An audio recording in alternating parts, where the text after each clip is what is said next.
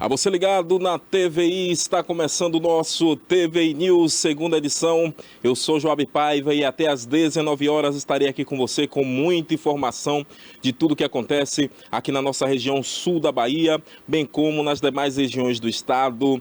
Fatos relevantes do Brasil e do mundo, hein? Muito obrigado pelo carinho da sua audiência, você que sempre nos acompanha por aqui. Estamos começando mais uma semana, hoje é segunda-feira, dia 29 de setembro. O mês de setembro já está indo embora, o mês de setembro já está dando tchau e nós continuamos aqui trazendo muita informação para você, informação com credibilidade, informação que passa primeiro por aqui. Olha, eu quero agradecer a cada um de vocês que nos acompanham pela Ultra TVC, canal 24.2, aqui no nosso eixo Itabuna-Ilhéus, nosso muito obrigado. A você também, internauta, que nos acompanha pelo YouTube, youtube.com/TVI Oficial, isso mesmo, youtube.com/TVI Oficial. Lembrando, se você ainda não é inscrito, inscreva-se já, tá bom? Para que você possa, então, estar recebendo aí a nossa programação. Além de inscrição, deve-se também apertar aí o sininho, para que você seja avisado no momento que nossa programação esteja ao vivo. Uma programação, como eu sempre gosto de dizer, diversificada, com muito entretenimento, com área de esporte, lazer, né? E diversas outras áreas aqui que eu tenho certeza que você vai gostar. E diariamente são 5 horas de programação ao vivo para você. Pela manhã nós temos o Barbosa Filho e a Pérola Cordeira com a primeira edição do nosso TVI News. E logo depois o Denilton Santos chega com um alerta à cidade para vocês. Eu chego a partir de agora às 17 horas até às 19 com a segunda edição do nosso TVI News, segunda edição, né? O nome já está dizendo, a segunda edição do nosso TVI News. A você também que nos acompanha aí pela internet, você pode seguir o nosso perfil no Instagram, é o @TVI Play Oficial, hein? O nosso perfil no Instagram, dá uma passadinha por lá, fique por dentro, né, de tudo que acontece também nos bastidores aqui da nossa TVI e muito bem informado, porque por lá também tem muita informação para você no Instagram do TVI Play. Se preferir, pode também acessar o nosso site, que é o www.tviplay.com.br. Por lá, informações em parceria com o Jornal à Tarde, esse jornal de grande credibilidade em todo o nosso Brasil, tá bom? Tá aí, tá dado o recado e vamos então para as notícias do dia de hoje, para os destaques do dia de hoje, deste início de semana. Eu tenho certeza que você vai gostar muito e vai ficar muito bem informado. Nós vamos falar sobre uma mulher que foi presa lá em Itabela. Ela é a suspeita de envolvimento na morte do próprio irmão, hein, gente? Ela é a principal suspeita da morte do próprio irmão. Falaremos também sobre um homem que foi preso com 14 carteiras de habilitação, né, internacionais falsificadas, após ser então abordado dentro de um carro de luxo, hein? Isso aconteceu por aqui na nossa Bahia. Daqui a pouco vamos falar sobre esse assunto. 14 carteiras de habilitação internacionais. O cidadão lá pagando uma de bacana nos carros de luxo e quando a polícia foi averiguar, de fato era um 71, hein? Vamos seguindo também porque nós falaremos sobre uma operação da Polícia Federal que apreendeu aí eletrônicos em combate à comercialização ilegal, tanto na capital baiana como também no nosso Baixo Sul, na cidade de Ituberá. Olha, esse caso aqui também tem chamado muita atenção, que nós vamos falar. Um garfo no corpo. Mulher foi internada em um hospital após engolir esse utensílio durante uma refeição. Então, muita atenção. Daqui a pouco vamos falar sobre esse assunto. Esta mulher estava fazendo a sua refeição e acabou engolindo um garfo. Como assim? Como é que pode? Daqui a pouco você vai saber informações sobre como isso aconteceu, viu, minha gente? Falaremos também sobre o trabalhador que caiu de um prédio de luxo durante a obra lá em Salvador. Daqui a pouco este assunto por aqui. Você saberá mais sobre este assunto, que infelizmente esse homem, né, acabou se ferindo muito e veio a óbito, né? Falaremos também, na verdade esse não é o que veio a óbito. O que veio a óbito foi o da semana passada, né, produção? Isso, esse daqui já é um outro caso, olha aí, só faz acender então aí a atenção relacionada a essa questão de manutenções, né? Esse daqui estava dando manutenção de um prédio que já funciona. Essa é a informação, mas daqui a pouquinho informações mais precisas para vocês. Falaremos também sobre um jovem que foi preso na cidade de Santo Estevão, isso acusado aí de tentar matar a própria mãe. É irmã matando irmão, é filho matando mãe, e eu só faço me lembrar das Sagradas Escrituras que falou, olha, sabe quando será o fim? Quando você vê exatamente estes sinais, filho contra pai, pai contra filho, enfim, nós estamos vendo, hein? Estamos vivendo, de fato, tempos apocalípticos. Lamentavelmente, essa é a situação que nós estamos vivendo, infelizmente, não só aqui na nossa Bahia, mas a nível Brasil, né, gente? Nós sabemos que a violência e casos de crimes violentos têm crescido cada vez mais por aí. Olha, um grave acidente aconteceu na BR-415, aqui na nossa vizinha cidade de Ilhéus. Esse é um trecho que liga Itabuna a Ilhéus e, infelizmente, deixou feridos, hein? E, logicamente, que após esse acidente, a pista aí ficou muito lenta. Já já relataremos para vocês. Vamos falar também sobre uma sessão que aconteceu na Câmara de Vereadores e acabou debatendo aí uma sessão especial em alusão ao Setembro Amarelo, falando sobre a importância da saúde mental. Daqui a pouco falaremos também sobre este assunto. Sessão essa presidida pelo nosso colega aqui da TVI, que também é vereador, o Denilton Santos. Daqui a pouco aqui na tela do nosso TVI News, segunda edição para vocês. Falaremos também sobre o 6º Seminário de Jovens e Anciões Tupinambás, né? Os jovens e anciões aí índios, né, de tribos indígenas, mais precisamente os tupinambás, e também falaremos sobre um carro que acabou atingindo um motociclista lá na cidade de Ilhéus, ou seja, mais um caso envolvendo carro e motociclistas, isso mesmo, nós temos chamado a atenção sobre esta situação, tá bom? No nosso bate-papo jurídico, nós estaremos recebendo a doutora Ludmila Vieira. Hoje nós estaremos falando sobre um caso muito atual. O STJ, o Supremo Tribunal de Justiça, decidiu aí em relação a postagens nas redes sociais dos gestores públicos. É isso mesmo, não existe mais aquela questão do gestor público postar como ele quiser, ou até mesmo postar propaganda do município no perfil pessoal. Enfim, já existe aí uma decisão do STJ relacionada a essa questão. Então, atenção você que trabalha na área pública, atenção você que é prefeito, prefeita aqui dos municípios vizinhos, fiquem atentos ao nosso bate-papo jurídico de hoje. A doutora Ludmila Vieira estará esclarecendo esta questão para vocês, tá bom? Olha, nós vamos a um rápido break e já nós retornamos, não saia daí, é um minuto só.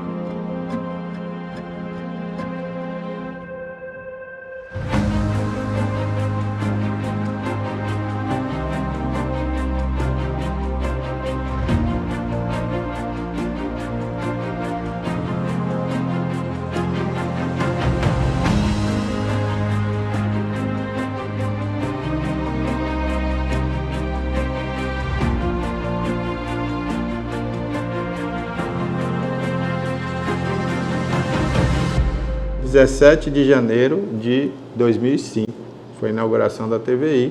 Inauguramos às 17 horas com o programa Cidade Já, que era o Reginaldo Silva que apresentou o primeiro programa da TVI. Era um programa que falava de política, falava dos assuntos do cotidiano da cidade.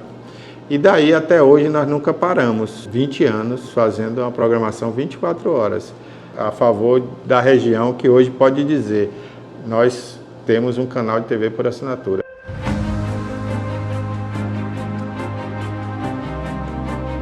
Agradeço muito a Deus, eu agradeço também a todas aquelas pessoas que passaram por aqui, vários profissionais. Quando você vê que o que você aprendeu, você conseguiu transmitir para alguém de alguma forma, e essa pessoa assimilou isso e virou um grande profissional, né? Eu me sinto realizado nesse ponto aí, fico muito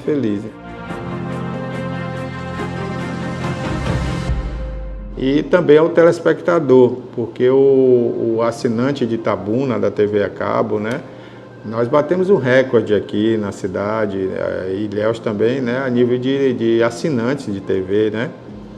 Muitos assinantes assinaram a TVC, hoje a TVC, né, era a TV Cabo. Então, na época, muita gente assinou para assistir a gente, para acompanhar a gente, né.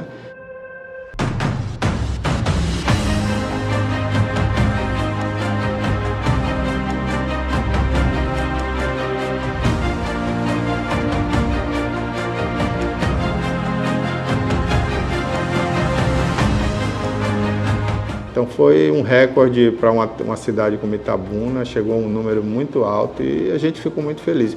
E repercutia tudo, e como repercute até hoje, tudo que a TVI faz, né?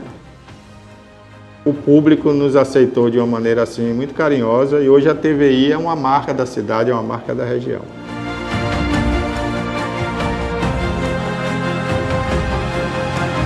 Eu agradeço do fundo do meu coração. Obrigado aí por esses 20 anos da TVI.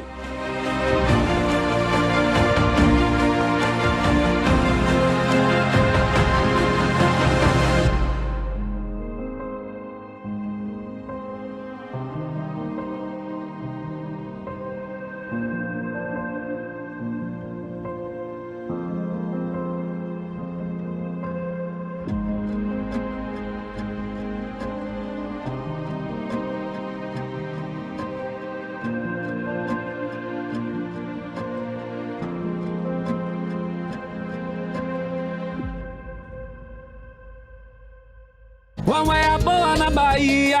A boa na Bahia é que meu milho está virando cuscuz. Sim, a vontade é de expandir mais e mais, né? A cooperativa entrando na vida nossa, assim, se não fosse eles, a gente não estaria onde está.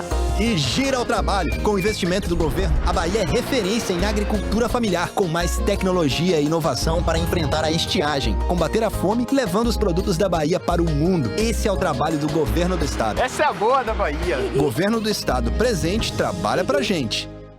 Criada em 2005, a TVI se tornou a primeira emissora de TV por assinatura fora do eixo Rio-São Paulo, transmitida pela operadora TV Cabo para mais de 40 mil espectadores em Itabuna e Ilhéus. Com uma programação 24 horas no ar, a TVI chegou a fazer 6 horas de programação local diária ao vivo, revelando talentos para a televisão baiana. Inserida na Lei do Cabo, a TVI passou a integrar o seleto grupo de TVs com programação qualificada junto à Ancine e contribui com a capacitação do mercado audiovisual da Bahia para a captação de recursos para a produção de minisséries, reality shows, documentários e outros produtos de entretenimento para as mais variadas plataformas. Equipada com estúdios de áudio e vídeo e modernas ilhas de edição, a TVI também está preparada para trabalhar no jornalismo factual local, inclusive utilizando sua unidade móvel SDNG. Passando agora por uma reestruturação, a ação programadora detentora do canal TVI se prepara para transformar o sul da Bahia em um polo de teledramaturgia, movimentando o mercado do audiovisual da Bahia. TVI é da Bahia, é da gente. Qual é a boa na Bahia? A boa na Bahia é que meu milho está virando cuscuz. Sim, a vontade é de expandir mais e mais, né? A cooperativa entrando na vida nossa, assim, se não fosse eles, a gente não estaria onde está. E gira o trabalho. Com o investimento do governo, a Bahia é referência em agricultura familiar, com mais tecnologia e inovação para enfrentar a estiagem, combater a fome, levando os produtos da Bahia para o mundo. Esse é o trabalho do governo do estado. Essa é a boa da Bahia. Governo do estado presente, trabalha pra gente.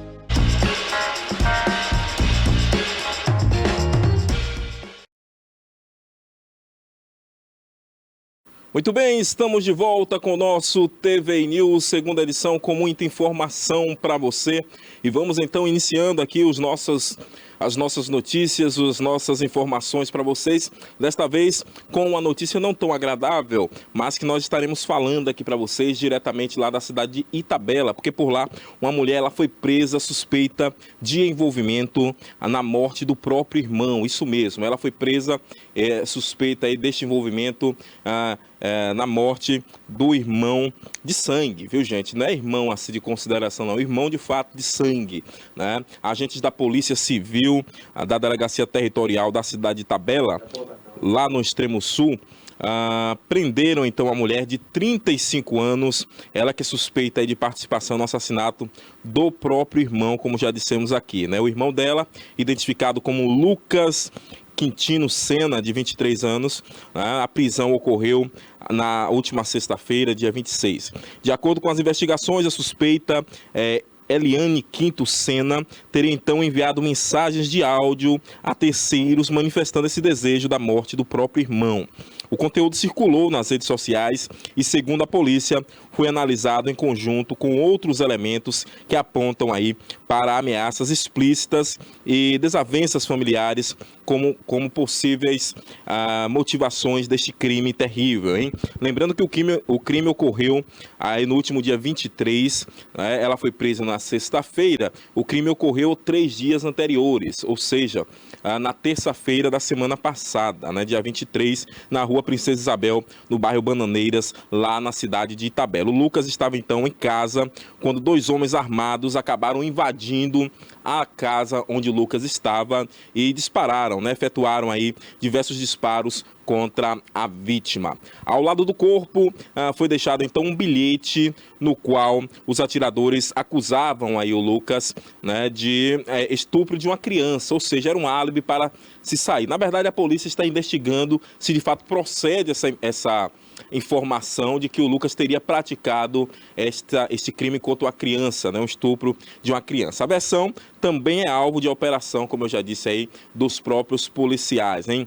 Após ser detida, a Eliane, ela que é irmã do Lucas, né, foi então à delegacia, foi levada à delegacia e passou aí por exames de rotina e segue custodiada à disposição da Justiça. A Polícia Civil também informou que as investigações continuam para identificar, né, outros envolvidos e também esclarecer todas as circunstâncias deste crime. De fato, ela é apontada aí, a própria irmã, essa senhora chamada de Eliane, né? Eliane, deixa eu falar aqui novamente o nome dela, a Eliane Quintino Sena, a irmã da vítima deste crime que aconteceu em Itabela na última terça-feira da semana passada, contra o Lucas Quintino Sena também, o mesmo sobrenome, né? São irmãos de sangue e a polícia tem apontado aí de que a Eliane é a principal suspeita de ter mandado matar o próprio irmão. Ela foi a mandante do crime, segundo a polícia, tá certo? A suspeita aí de ter mandado matar o próprio irmão. Outras desavenças estão sendo investigadas, porém tem uma situação aí que no dia, como já falamos aqui, os assassinos deixaram um bilhete dizendo que ele teria sido praticado estupro contra uma criança. Nós não sabemos, pode ser uma situação para que eles saiam da cena do crime, né? Ou até mesmo para criar essa espécie de cortina de fumaça. Se foi para criar cortina de fumaça, se deu mal, porque a polícia já está, né, já prendeu aí a própria Eliane e ela agora vai ter que prestar contas de fato do que aconteceu ali, né? Até então, somente a Eliane, que é apontada como a mandante, foi presa.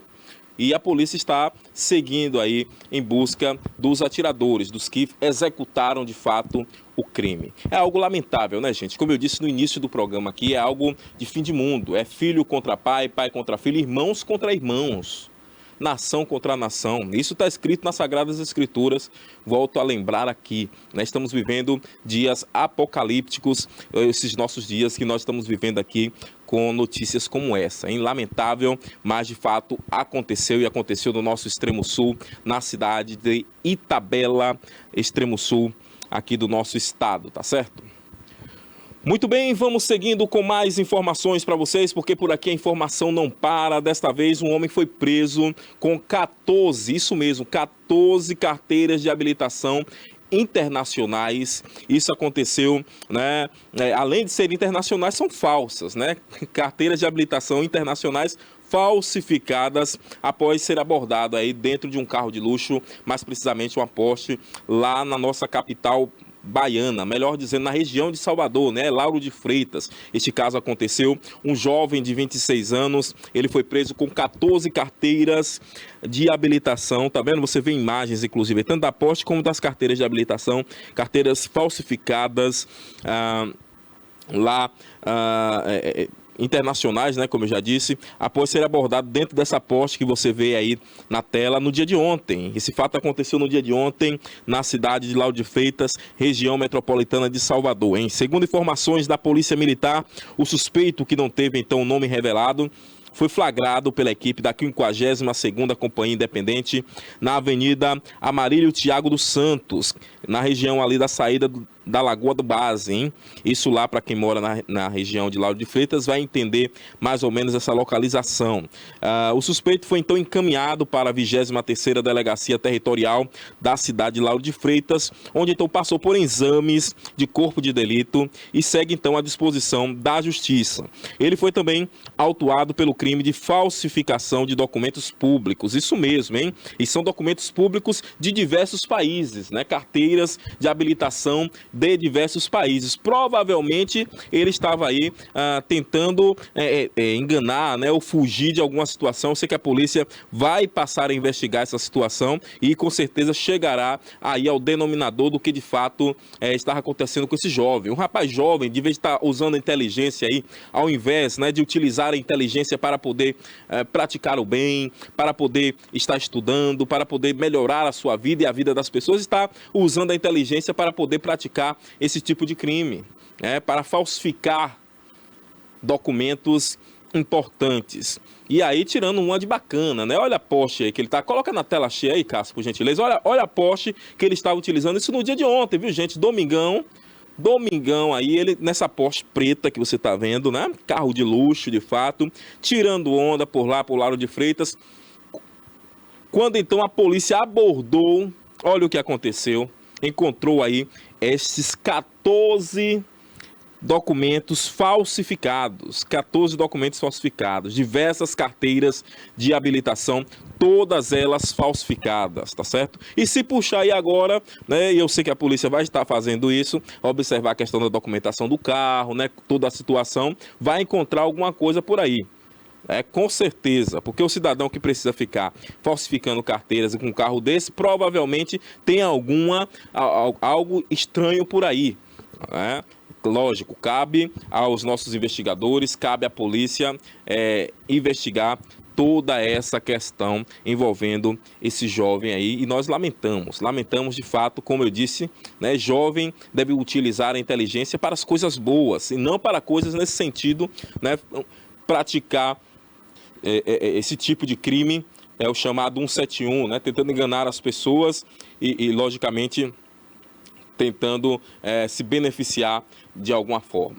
Então tá aí, essa informação aconteceu no dia de ontem, na cidade de Lauro de Freitas, região metropolitana. Esse jovem de 26 anos preso com 14 carteiras de habilitação falsas, hein? Carteiras de habilitação internacionais. É coisa, viu, meu amigo? É muita informação, é muito esperto para pouco espaço. Tá aí esta informação. Vamos seguindo por aqui, vem comigo, porque dessa vez nós vamos falar de uma sessão especial e nós temos matéria que aconteceu na última sexta-feira aqui na cidade de Itabuna, falando sobre o Setembro Amarelo, né? O cuidado com a saúde mental, isso é importante. Eu passei por lá por um período, né? Pude ver diversos professores da área de psicologia, estudantes, futuros psicólogos também estiveram presentes por lá. O plenário estava maravilhoso, muita gente boa, né? Participando, colocando aí, fazendo os seus discursos importantes, né? Quem esteve por lá, com certeza, eu tenho certeza que gostou muito desta sessão. E aqui eu quero parabenizar viu, já de antemão, o vereador Denilton Santos, ele que foi o presidente desta sessão, foi quem requereu essa sessão, né, que aconteceu, volto a dizer, na última sexta-feira no plenário Raimundo Lima. Vamos ver então esta matéria, pode rodar. A Câmara de Vereadores de Itabuna realizou uma sessão especial em alusão ao Setembro Amarelo, presidida pelo vereador Denilton Santos, reforçando a importância do diálogo e da conscientização sobre a valorização da vida e a prevenção ao suicídio.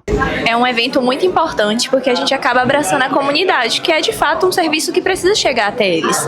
Quando a gente está falando só pelos muros da faculdade, esse conhecimento fica restrito aos futuros profissionais, mas quando a gente abre para a população, a gente tem mais condições de fazer conscientização e promover aí a prevenção ao suicídio. Esse tema do Setembro Amarelo, que é um tema que muitas vezes a gente pode, né, falar do suicídio, que a gente às vezes se cala, é algo bastante importante, porque assim, é justamente o nosso silêncio que pode muitas vezes gerar frutos muito danosos. Então, é em busca desse abraço, é em busca dessa atenção, é em busca desse carinho, desse novo olhar, dessa conversa que muitas vezes a gente foge, que vocês estão nos convocando e nos convidando para poder refletir. E isso é extremamente importante, porque muitas vezes a gente passa desapercebido por situações diárias e que é importante a gente estar parando para pontuar até o óbvio, né? Então, assim, a pontuação do óbvio, a pontuação dessa importante reflexão que pode salvar diversas vidas é o que vocês fizeram aqui hoje. Então, assim, estamos à disposição. O Grupo Mulheres do Brasil tem um comitê de saúde emocional, onde a gente trabalha com um grupo de psicólogos e a gente está à disposição se vocês quiserem conhecer o nosso trabalho, se envolver com o nosso grupo. A gente está à disposição para poder contribuir com toda a sociedade itabunense. Um evento como esse é de suma importância para a nossa comunidade. É onde a gente conseguiu fazer uma ponte entre a dor e a esperança, entre a fala e o silêncio. A gente sabe que falar é cura, que a gente possa quebrar esse paradigma, falar sim de suicídio, de saúde mental, de como procurar ajuda, que as informações possam ser espalhadas, né, como num evento como esse ou na TV, e que a gente consiga falar disso sem tabus. O meu livro Passaporte para a Cura Emocional é um diário. Na verdade, a gente faz uma rota rumo ao autoconhecimento, onde eu vou propondo como um GPS, uma trilha, onde o leitor vai sendo conduzido com muitas perguntas, muitos questionamentos, a promover o autoconhecimento dele. É um diário e esse livro, ele não é para emprestar, é um livro individual. Quero agradecer a Denilton, né, pelo convite de estar aqui presente nesse evento hoje e também dizer a importância, o que é o Setembro Amarelo para nosso dia a dia. Não só o setembro, mas com um todo, né, pois perdemos muitas vidas através da depressão, suicídio, o transtorno emocional e tudo. Então, assim, a gente vem pedindo para que esse assunto seja mais frisado, seja mais abordado, para que outras vidas não se percam através de uma depressão. Podemos, sim, de uma certa forma, com um abraço, com uma palavra amiga, com um carinho, salvar vidas. Uma honra muito grande é poder participar de um evento tão importante quanto esse. E dizer que o Setembro Amarelo é um chamado para a vida. É um chamado para você que está sem perceber se seu amigo, seu familiar está precisando de ajuda. Então, se faz cada vez mais presente. É o que eu falei na minha fala, o seguinte: deixa de ser robotizado. A IA, a internet, o WhatsApp, as redes sociais tá tirando o abraço, o beijo, a atenção que nós precisamos. Então tem pessoas que estão no seio da nossa família, os nossos amigos estão precisando de ajuda e a gente não está percebendo.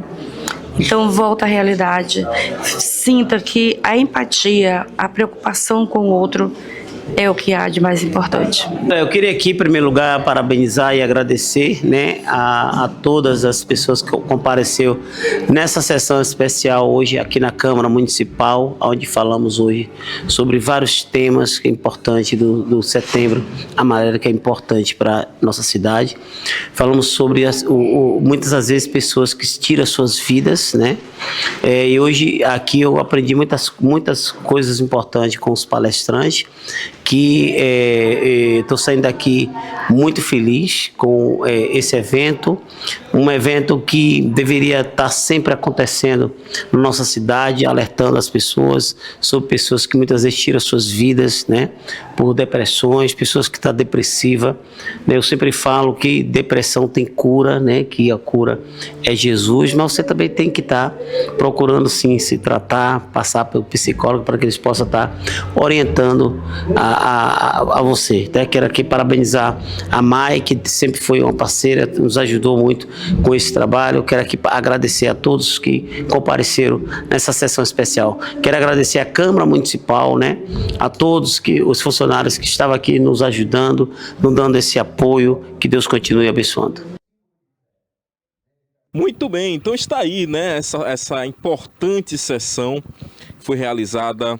Olha, nós vemos aí o professor Aurélio Macedo, né, grande figura aí, o professor Aurélio Macedo, recebeu o certificado de honra ao mérito, merecidíssimo, né, merecidíssimo, Aurélio Macedo, ele que já foi um dos primeiros reitores aí da nossa Universidade Estadual de Santa Cruz. Estava por lá também, acompanhado de sua esposa, a doutora professora Janete Macedo, historiadora, olha, ela apareceu por aí também. Enfim, gente de primeira linha, né? Gente muito boa, esse casal aí abençoado. Um grande abraço para vocês. Enfim, essa sessão especial, né, aconteceu na sexta-feira, maravilhosa sessão, né? Volto a dizer, é um tema muito pertinente e como colocou a própria professora Tarsila Gama, essa que você vê na tela aí, de que a importância dessa sessão, ela perpassa pelo seguinte: estava presente lá diversos estudantes, mas também pessoas da nossa sociedade civil. Esta é uma informação que precisa ser tratada publicamente.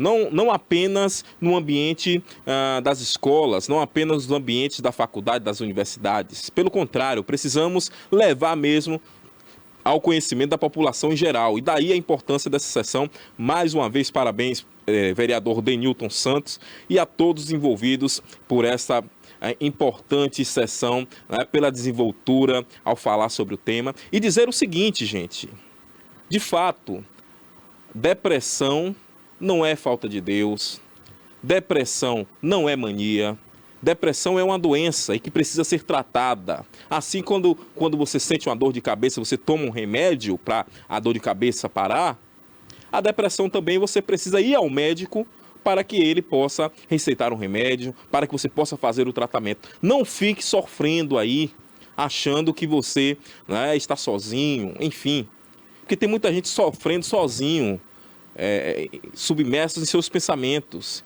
E daí é onde vem muitas vezes aquela questão, né, do próprio suicídio. Por isso precisamos falar sempre, não só no mês de setembro, logicamente que é o mês onde nós trazemos aqui a conscientização da importância da saúde mental, mas também em todos os meses, todos os dias é dia de falar sobre esses assuntos, tá certo? Você não está sozinho, né? Precisando, com certeza, sempre terá alguém aí próximo a você. Desabafe, procure aquela pessoa que você tem confiança, né, para falar, que eu tenho certeza que isso tudo vai passar e dias melhores virão. Com certeza, dias melhores virão para vocês. Tá aí esta informação, essa importante sessão aconteceu aqui na nossa cidade de Itabuna. Vem comigo, eu quero aqui mandar um abraço, viu, para os nossos espectadores, pessoas maravilhosas nos assistindo, como sempre. E dessa vez um abraço para o nosso colega Alessandro Santos, isso mesmo, meu amigo particular, e o Alessandro Santos do Portal Play Bahia. É sucesso lá no Instagram, viu, gente? Portal Play Bahia, o Alessandro também nos acompanhando por aqui. Um grande abraço, meu amigo, para você. Obrigado pela sua audiência.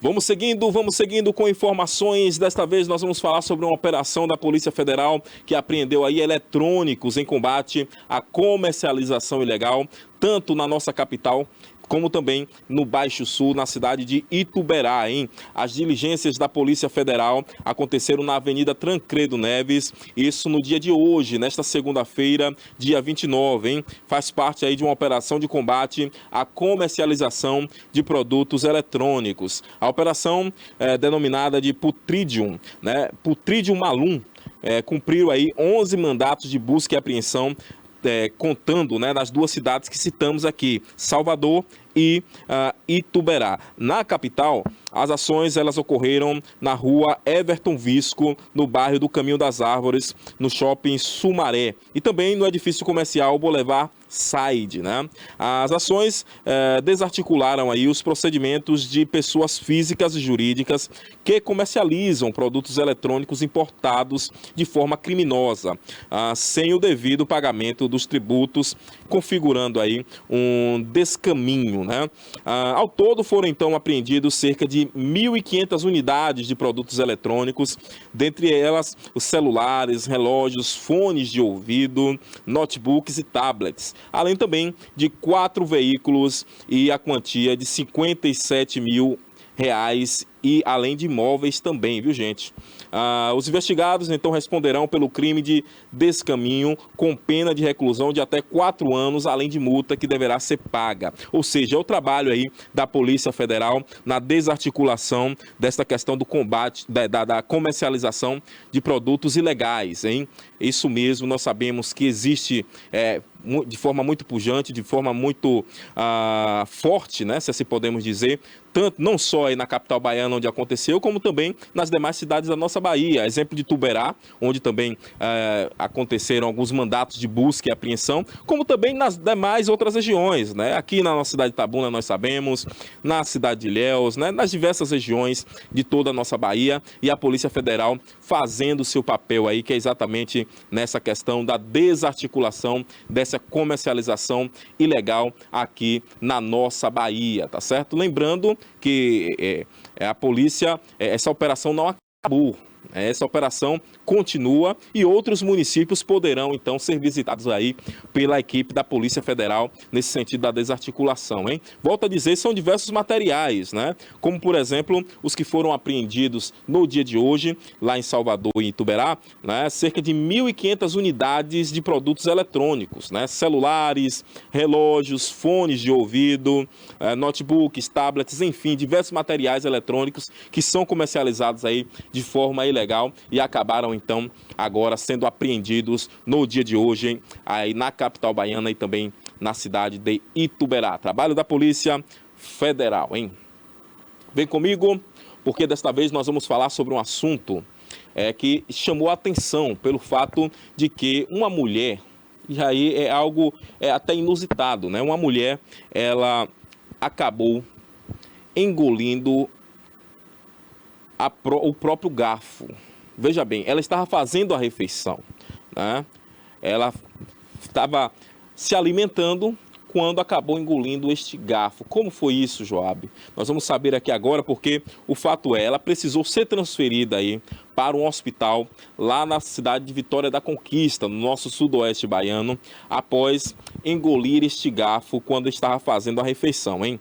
Segundo informações, esse caso aconteceu na cidade de Guanambi, que é ali na região de Vitória da Conquista, né, no nosso sudoeste baiano.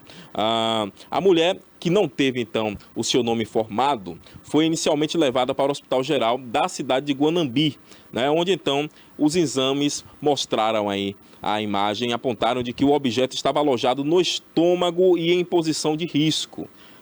De fato, é algo perigoso. Engolir um garfo, imagine essa situação aí.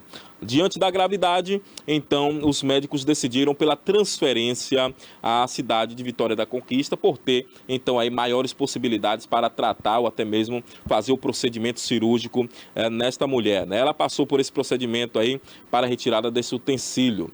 O fato ocorreu na sexta-feira, né? E até esta segunda-feira não há informações aí sobre o estado de saúde desta mulher. O fato é, ela passou pelo procedimento, mas não se sabe como está, né, a questão de saúde dela. E aí, muita atenção, né, gente? No momento da refeição, ela passou a engolir os alimentos e daqui a pouco engoliu também um garfo.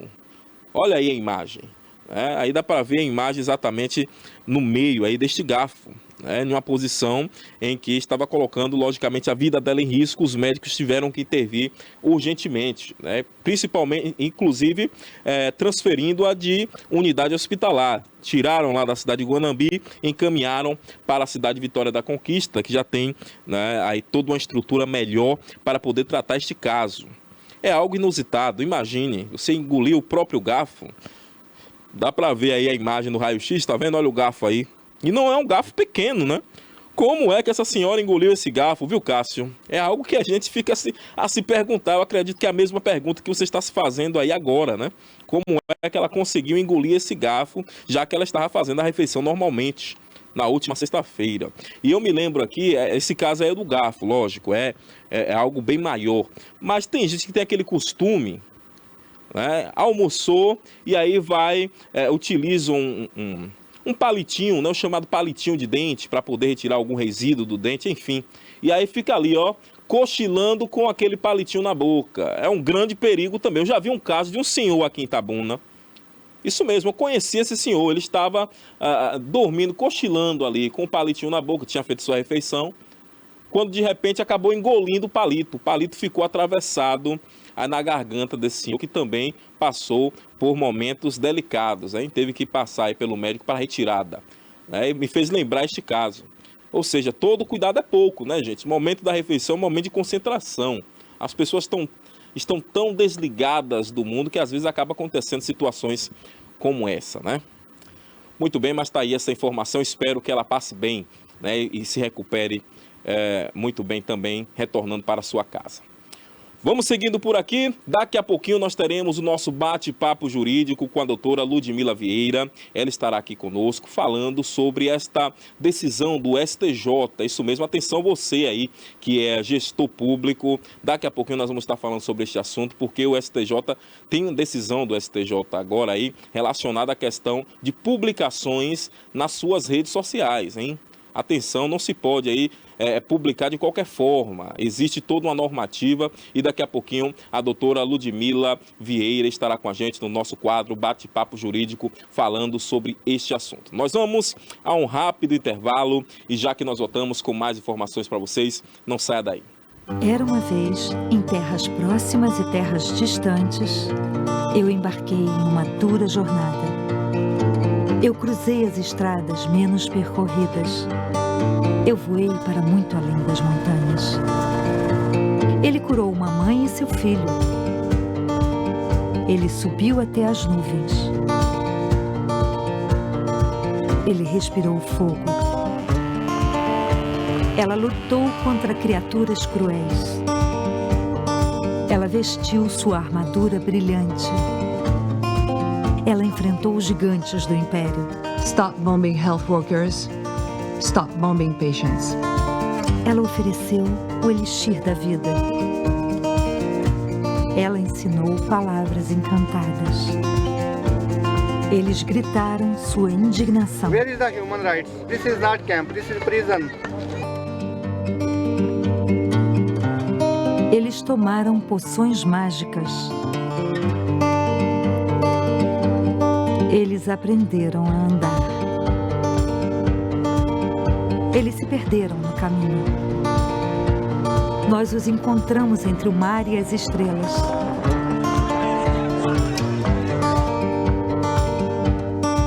Nós tivemos a ajuda de magos. Nós construímos castelos. Nós protegemos o tesouro. Nós fizemos tudo isso graças a pessoas como você. Ajude Médicos Sem Fronteiras a salvar vidas. Acesse agora msf.org.br. Médicos Sem Fronteiras. Precisamos de você para salvar vidas.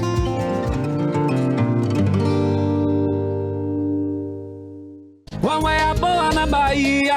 A boa na Bahia é que meu milho está virando cuscuz. Sim, a vontade é de expandir mais e mais, né? A cooperativa entrando na vida nossa, assim, que não fosse ele, a gente não estaria onde está. E gira ao trabalho. Com o investimento do governo, a Bahia é referência em agricultura familiar, com mais tecnologia e inovação para enfrentar a estiagem, combater a fome, levando os produtos da Bahia para o mundo. Esse é o trabalho do governo do estado. Essa é a boa da Bahia. Governo do estado presente, trabalha pra gente.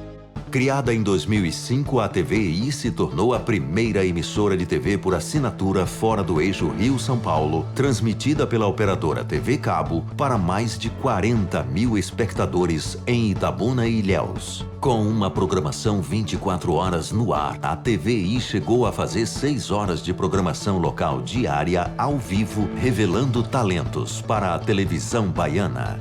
Inserida na Lei do Cabo, a TVI passou a integrar o seleto grupo de TVs com programação qualificada junto à Ancine e contribui com a capacitação do mercado audiovisual da Bahia para a captação de recursos para a produção de minisséries, reality shows, documentários e outros produtos de entretenimento para as mais variadas plataformas. Equipada com estúdios de áudio e vídeo e modernas ilhas de edição, a TVI também está preparada para trabalhar no jornalismo factual local, inclusive utilizando sua unidade móvel SDNG.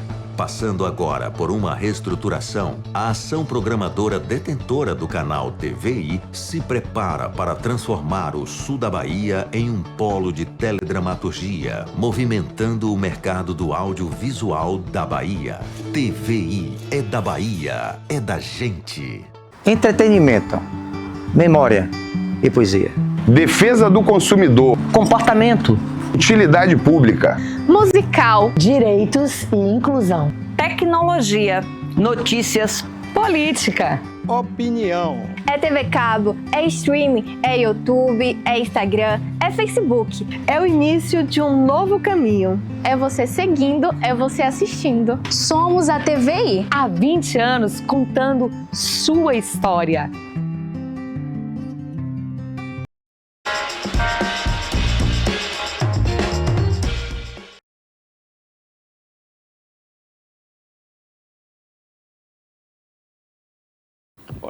Muito bem, estamos de volta com o nosso TVI News, segunda edição, com muita informação para você. A informação por aqui não para, hein? Lembrando, daqui a pouquinho, o nosso correspondente, o Ramiruel Lobo, estará aqui conosco, trazendo informações lá do Extremo Sul. Ele que todas as segundas, quartas-feiras e sextas-feiras está aqui conosco, trazendo estas informações. Mas antes, vamos trazer essa notícia aqui. Lamentavelmente, aconteceu na cidade de Salvador, onde o trabalhador caiu de um prédio, diga-se de passagem, um prédio de luxo, hein? Onde estava trabalhando aí durante obra no Horto Florestal. Isso mesmo, esse trabalhador operário acabou caindo desta obra, desse prédio de luxo no bairro do Horto Florestal, na nossa capital baiana. O acidente então ocorreu na manhã do dia de hoje, ou seja, mais um acidente. Ontem semana passada nós falamos sobre um acidente que aconteceu também nesta mesma região, envolvendo aí também operários, né? De acordo com a reportagem, o acidente ocorreu aí por volta das 10h30 da manhã de hoje. Uma equipe do SAMU foi então deslocada até o local para prestar atendimento a este homem, que não teve a sua identidade revelada, hein? Não há informações aí o que causou de fato esse acidente, né? E também ainda não se sabe o estado de saúde deste homem, que infelizmente nós sabemos, né, que uma queda como esta, de fato leva, a pessoa fica... Não é algo tão legal, né? É algo que, de fato, as pessoas ficam muito machucadas, né?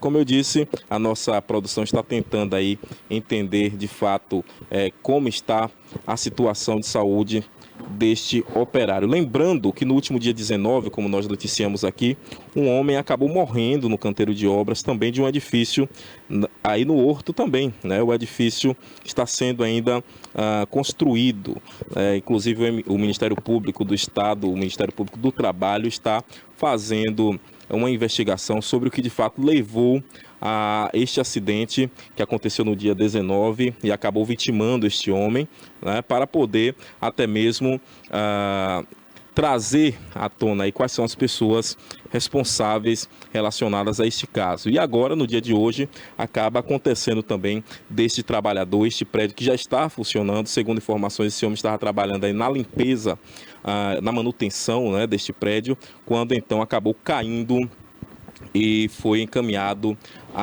ao hospital, né? Espero que ele esteja bem, né? Esse trabalhador que acabou caindo desse prédio na manhã do dia de hoje, lá na nossa capital baiana, hein? Todo cuidado é pouco, né? Eu sempre falo aqui, o uso dos EPIs, enfim, de todos os materiais de segurança, logicamente se faz muito necessário neste caso. Muito bem, vamos seguindo por aqui. Hoje é segunda-feira, é dia do nosso quadro, nosso bate-papo jurídico. Aqui ao meu lado, ela está de volta, a doutora Ludmila Vieira, a quem eu agradeço mais uma vez pela presença e digo, seja bem-vinda mais uma vez.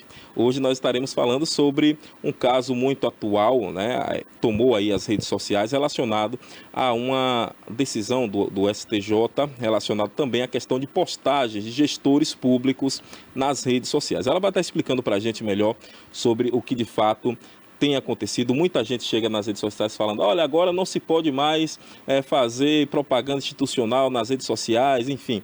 O que de fato está acontecendo, doutora Ludmila? Muito boa noite. Boa noite, Joab. Mais uma vez, muito obrigada pelo convite. Né? Seu chamado é uma ordem.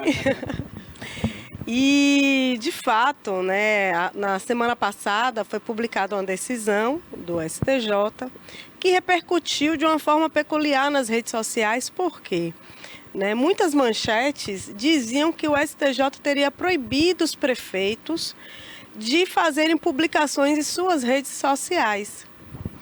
E quando a gente se deparou com o conteúdo verdadeiro, né, a fonte original da informação, que foi a decisão, a gente pôde perceber que a forma que estava sendo veiculada a informação era completamente deturpada, uma verdadeira fake news.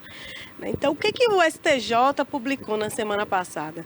Em um processo de improbidade administrativa contra o ex-prefeito de São Paulo, Dória, o processo estava parado, aguardando a decisão, e a decisão foi no sentido de dar prosseguimento à ação de improbidade, na qual ele era acusado de autopromoção pessoal através, né, da publicidade institucional. Em resumo, foi isso que o STJ definiu. E como eles viram indícios de autopromoção, né, na situação ali concreta, a decisão falava algo nesse sentido, de que o gestor, o prefeito, né, ou o vereador, ou o secretário, o gestor, no caso o prefeito, não poderia se utilizar de redes sociais institucionais para se autopromover. Ok, trocando em miúdos aí para quem está nos assistindo, muitas vezes nós entramos nas redes sociais e ali está aquela cobertura do prefeito, né? O prefeito está visitando uma obra, enfim, está em uma inauguração. O que acontece é o seguinte, pelo que nós entendemos aqui, a senhora logicamente vai mostrar melhor. A equipe que trabalha com o prefeito, todas as pessoas que fazem essa postagem nas redes sociais dele, o entendimento é de que não se pode ser utilizado com recursos do município, recursos públicos. Ou seja, se o prefeito quiser fazer qualquer tipo de postagem, ele deve fazer com recursos próprios. Exatamente. Seria basicamente isso. Basicamente, né? Isso. E aí, para que não haja dúvida, né, eu vou pedir a permissão de vocês para ler o texto da nossa Constituição Federal. No artigo 37, no parágrafo 1º, o que diz lá? A norma diz: a publicidade dos atos, programas, obras, serviços e campanhas dos órgãos públicos deverá ter caráter educativo, informativo ou de orientação social. Dela não podendo constar nomes, símbolos ou imagens que caracterizem promoção pessoal das autoridades ou servidores públicos. Ou seja, Joab, a publicação institucional, seja no Instagram, seja em site, seja o meio de comunicação que for, não deve ter utilização exacerbada da pessoa do gestor, né? Para que não caracterize promoção pessoal. E o gestor está proibido de aparecer nas redes sociais? Não foi isso que o STJ quis dizer. Na verdade, caso ele queira sim manter a sua rede social pessoal para de fato se autopromover, né, pessoalmente, como, né, muitos de nós fazemos hoje profissionalmente, pessoalmente, né, com inúmeros fins, Ele pode, sim. Agora, o que ele não pode é se utilizar de recursos públicos para isso. Se ele quiser manter as redes sociais dele ativas, publicando a atuação dele como gestor, nos eventos públicos, né, postando sua vida social, ele pode. Agora, o custo, né, dessa atividade deve ser arcada com seus recursos particulares. Funcionário do órgão público, o pessoal do setor de comunicação, né, equipamentos, né, do órgão público não podem ser utilizados para a promoção pessoal de qualquer servidor público, seja ele prefeito, secretário ou funcionário, porque às vezes o funcionário tem pretensões políticas também e se utiliza da rede social para, né, conseguir vantagens nesse sentido. Perfeito. Era exatamente isso que eu iria perguntar, se essa decisão valia apenas para cargos do Executivo, mas já respondeu aí, né, qualquer pessoa com ligação à questão da gestão pública, né? A decisão especificamente que repercutiu, ela diz respeito especificamente ao caso do ex-prefeito Dória. Mas e daí a gente fala do compromisso ético, não apenas dos gestores, ao não utilizar recursos públicos para fins pessoais, mas também dos comunicadores. Sim. Infelizmente, a forma com que foram publicadas manchetes a respeito dessa decisão confundiu, né, muitas pessoas. Então, a notícia realmente foi veiculada de uma forma irresponsável, porque, na verdade, os prefeitos não estão proibidos de fazer publicações em suas redes sociais pessoais. O que ele não pode é se utilizar do recurso público para produzir esse conteúdo. O que eu acredito também, e aí a senhora acaba puxando um outro assunto interessante, que é relacionado à questão das fake news e também das fontes seguras, né? Até porque hoje em dia, e nós conversávamos aqui até mesmo em off, muita gente se diz comunicador, se diz jornalista e sem ter de fato preparo necessário, acabam apenas reproduzindo aquilo que veem, né, e acabam mais atrapalhando do que ajudando, do que informando de fato. Mas eu gostaria aqui de contextualizar também no sentido da fiscalização. Né? Como fica essa questão? Seria o próprio TCU, enfim, quem vai fazer essa fiscalização relacionada a de onde está vindo esse custo? Como funciona? Olha, na verdade, a fiscalização é da população como um todo, é da Câmara de Vereadores. Qualquer cidadão que tenha conhecimento, né, da má utilização de recurso público, pode recorrer a diversos órgãos de fiscalização, Ministério Público, Tribunal de Contas. Então, todos esses órgãos de fiscalização têm canal de denúncias para que o cidadão possa, né, levar até eles o conhecimento da prática de irregularidades. Então, caso um cidadão tenha conhecimento de algo do tipo, é importante que sempre as denúncias sejam acompanhadas de um mínimo elemento de prova. Né? Eles vão investigar, mas quando você já leva um caminho, olha, eu tenho um registro fotográfico, eu tenho um registro de imagem, eu tenho documentos que demonstram, eu sei que, né, fulano presenciou, então aqui é o nome de uma testemunha. Isso facilita para que os órgãos de apuração façam o seu trabalho da forma célere, porque muitas vezes a gente, como é que não está vendo, né? A gente está inserido em determinadas realidades e acha que, né, o promotor, o juiz, tá todo mundo vendo. E na maioria das vezes não. Né? A gente fala, às vezes, o traído é a última a saber. É verdade. Né? Tá todo, como é que não tá vendo? Não tá vendo. Então, principalmente a gente vive num Estado democrático de direito. E como a gente vive numa democracia, a democracia tem seus ônus e seus bônus. Né? A gente tem nossa liberdade, a gente escolhe quem vai nos representar no poder público, só que nós devemos também atuar ativamente nesse processo, né? Não apenas, existem várias ferramentas, né?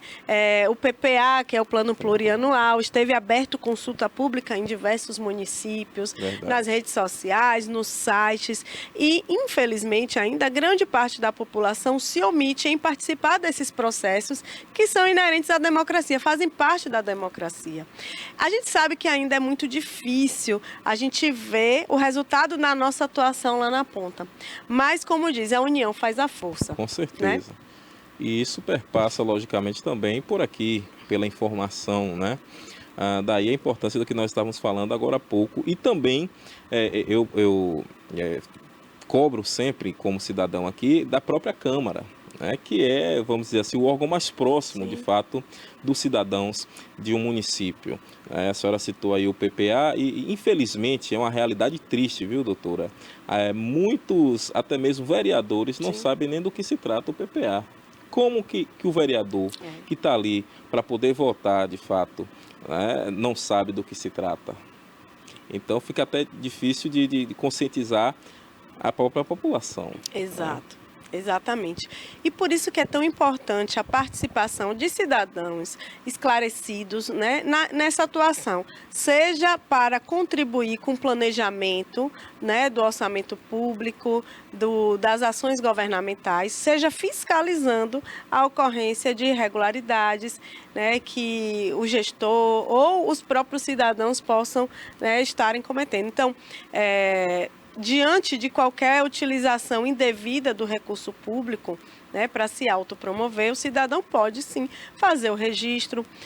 Hoje em dia, o próprio Ministério Público, o próprio Tribunal de Contas do Estado da Bahia tem canal de denúncia online, então hoje o cidadão não precisa nem sair de casa para fazer, né, as denúncias. E é esse o recado. Nós precisamos nos tornar cidadãos mais atuantes, amadurecer enquanto, né, cidadãos que vivem no estado de democracia. É verdade. Nós percebemos que muitas pessoas, elas acreditam que o seu papel é apenas naquele dia ali de digitar o número e confirmar e pronto, e acabou. E aí ele transferiu toda a sua responsabilidade, né, como se fosse um cheque em branco para que aquelas pessoas que foram eleitas respondessem dali para frente. Mas pelo contrário, nós temos um papel muito importante nessa questão.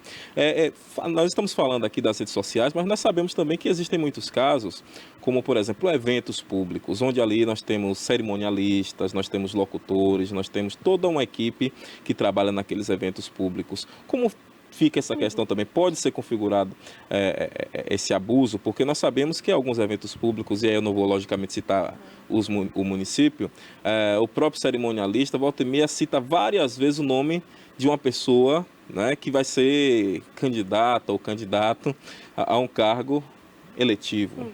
Isso provavelmente se configura também Pode abuso, sim, né? Pode sim. E aí, munido do devido registro, né, o cidadão pode sim levar aos órgãos de fiscalização, de apuração, para verificar se de fato aquela situação vai configurar ou não um abuso como é que a gente pode dizer, uma autopromoção através, né, da comunicação institucional. A Constituição é clara, né? A gente precisa ter isso em mente, principalmente os servidores, as pessoas que atuam nesse marketing institucional dos órgãos públicos, que o caráter deve ser informativo, deve ser educativo, né, e de orientação.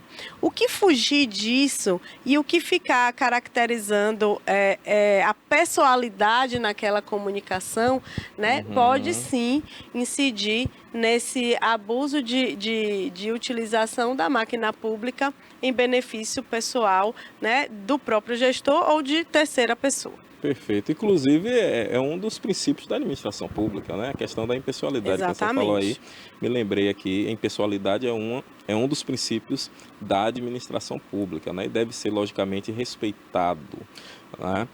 Como fica a questão dos influenciadores digitais também, né? Alguém que trabalha com isso. Volta e meia nós vemos aqui influenciadores digitais também fazendo propagandas para políticos. O que muda é só a questão da fonte, como é? Olha, Joab, essa é uma questão interessante. Por quê? Né? Como a gente disse, estamos num Estado democrático de direito e qualquer cidadão pode se utilizar da sua própria rede social para enaltecer, para estar ali trazendo à tona a atuação, né, do político a quem deu voto, ou que simpatiza, né? Isso aí não há vedação. Né? Da mesma forma que pode acontecer o contrário, né? As pessoas se utilizarem da sua rede social para falar mal, para criticar, né? Para trazer informações negativas a respeito daquele gestor, daquela outra pessoa. Agora, se aquele influenciador está sendo custeado com recurso público, né, tem que verificar a regularidade daquela contratação, se aquilo ali está sendo feito da forma que a lei determina. Por quê, Joab? A própria lei prevê a possibilidade de o poder público custear ações de marketing. Agora, se aquele influenciador está divulgando informações de forma a caracterizar essa propaganda pessoal, né? Aí sim incide o descumprimento à Constituição Federal, como a gente leu a norma aqui há poucos instantes. Então, o uso do influenciador em si, né? Assim como o uso de outdoors, assim como o uso de agências de propaganda e publicidade, contratado isso da forma devida, conforme a lei, não há problema. Agora, a utilização dessa ferramenta de comunicação institucional para promover um determinado gestor específico ou servidor público, que é indevido. E aí é interessante que muitas vezes, né, chega na minha atividade de consultoria a órgãos públicos, às vezes, né, um determinado secretário, um determinado servidor, olha, a gente vai publicar aqui uma ação da secretaria. Pode colocar a minha foto, né, a foto às vezes do secretário. A gente recomenda que não. Né? Existem bancos de dados com imagens que você pode se utilizar, né? Todo cuidado com para evitar colocar imagens, nomes que possam caracterizar a promoção pessoal. Nesse caso, um vídeo, o próprio secretário falando, se dirigindo à população, trazendo informação, seria um problema? Trazendo informação, não. Né? Mas a gente recomenda que haja cautela na reiteração, naquela presença constante. É preciso analisar também o conteúdo que está sendo veiculado, se de fato é informativo, né? Se de fato é orientativo. Muitas vezes a gente pega um profissional da rede, né, para dar aquela informação, principalmente quando a gente sabe está se aproximando o período eleitoral e aí a pessoa quer, né, tá mais em visibilidade. Então, a gente recomenda toda essa cautela, porque, de fato, né, é indevida essa atuação de autopromoção, mas, de fato, cada caso tem que ser analisado com as suas circunstâncias. Muito bem. Eu sei que a senhora já colocou aí praticamente todos esses pontos, mas eu queria recapitular e deixar aqui, principalmente para as pessoas que estão aí na gestão pública dos municípios, né? E aí volta a dizer, não só do executivo, mas você também que é do legislativo, né? Você que de fato não foi eleito, mas está aí ocupando o cargo público, muita atenção para essa questão. Qual a informação, recapitulando aí, né? Qual o conselho que a senhora deixa então para essas pessoas? Vamos lá, vamos para o que pode e o que não pode nas redes sociais institucionais. Não pode o gestor estar realizando autopromoção, promoção pessoal, né, transvertido de informação. Então, é como o senhor falou, pode estar toda semana ali o secretário ou o prefeito trazendo alguma informação, né? Isso tem que ser olhado com cautela. Não pode se utilizar de recurso público, recurso material, recurso humano, para estar realizando promoção pessoal de qualquer servidor público, seja do legislativo, seja do executivo, né? Ocupante de cargo político ou não. O que pode? O prefeito, o vereador, o secretário, o servidor pode ter sua rede pessoal e com seus recursos próprios, com seu, né, recurso privado, custear ações de marketing naquele sentido. Olha, hoje eu estou aqui, estou trabalhando, né, estou inaugurando uma obra, estou visitando uma obra. Isso não tem problema nenhum, contanto que seja custeado com recursos particulares. Os recursos públicos não devem ser utilizados para promover um servidor, uma pessoa específica, mas a gestão deve levar informação, né? E evitando sempre, como está expressamente no texto constitucional, a veiculação de imagens, de símbolos e de nomes que caracterizem essa promoção pessoal, ferindo o princípio da impessoalidade. Muito bem, então tá aí bem explicado, né? Eu estava até fazendo aqui uma lembrança e vi que até mesmo em alguns casos tem gestores aí que viraram até podcasters, né? Fazendo podcast semanal, enfim, vocês estão lembrados do que eu estou dizendo aí, e provavelmente é custeado pelo poder público. Tá aí essa informação, então muita atenção você que vai estar assistindo este vídeo está assistindo agora ou poderá assistir em outros momentos, né? É sempre bom essa informação aqui, esse é o nosso papel no nosso bate-papo jurídico, de fato deixar você muito bem informado, relacionado também às questões do mundo jurídico, né? Aqui ao meu lado a doutora Ludmila Vieira, né? Viana Vieira, né? Não, Viana Vieira. Acho que se precipitaram, botaram Araújo ali, mas é Ludmila Vieira, muito bem. Enfim, aqui eu agradeço aqui, viu, mais uma vez pelo esclarecimento, e dizer que toda semana nós temos aqui um advogado trazendo o esclarecimento de um determinado assunto dessa área, tá bom, gente? Então, essa semana nós tratamos sobre este assunto. Na próxima semana, se Deus permitir, estaremos aqui de volta. Não sei se é a doutora Ludmila ou se doutor... nós estivemos aqui com o doutor Júnior semana retrasada, e o doutor Miguel Niela, que esteve aqui conosco na última semana. Enfim, né, sempre trazendo essas informações para vocês, tá bom? Muito obrigado mais uma vez. Obrigada, Joab. Boa noite a todos. Maravilha. Nós vamos a um rápido intervalo e já nós voltamos com mais informações para vocês. Não saia daí. Era uma vez, em terras próximas e terras distantes, eu embarquei em uma dura jornada. Eu cruzei as estradas menos percorridas. Eu voei para muito além das montanhas. Ele curou uma mãe e seu filho. Ele subiu até as nuvens. Ele respirou fogo. Ela lutou contra criaturas cruéis. Ela vestiu sua armadura brilhante. Ela enfrentou os gigantes do império. Stop bombing health workers. Stop bombing patients. Ela ofereceu o elixir da vida. Ela ensinou palavras encantadas. Eles gritaram sua indignação. Where is the human rights? This is not camp, this is prison. Eles tomaram poções mágicas. Eles aprenderam a andar. Eles se perderam no caminho. Nós os encontramos entre o mar e as estrelas.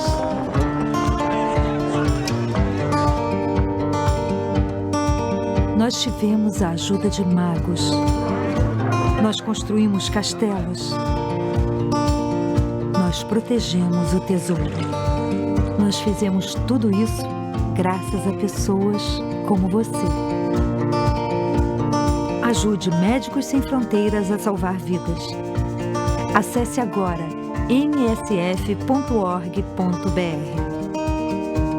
Médicos Sem Fronteiras. Precisamos de você para salvar vidas.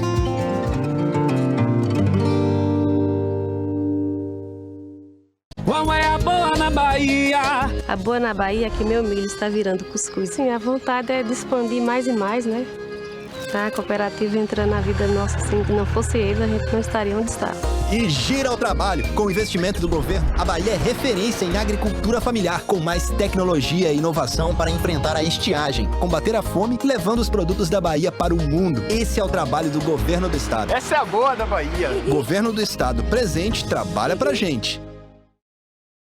Criada em 2005, a TVI se tornou a primeira emissora de TV por assinatura fora do eixo Rio-São Paulo, transmitida pela operadora TV Cabo para mais de 40 mil espectadores em Itabuna e Ilhéus. Com uma programação 24 horas no ar, a TVI chegou a fazer 6 horas de programação local diária ao vivo, revelando talentos para a televisão baiana.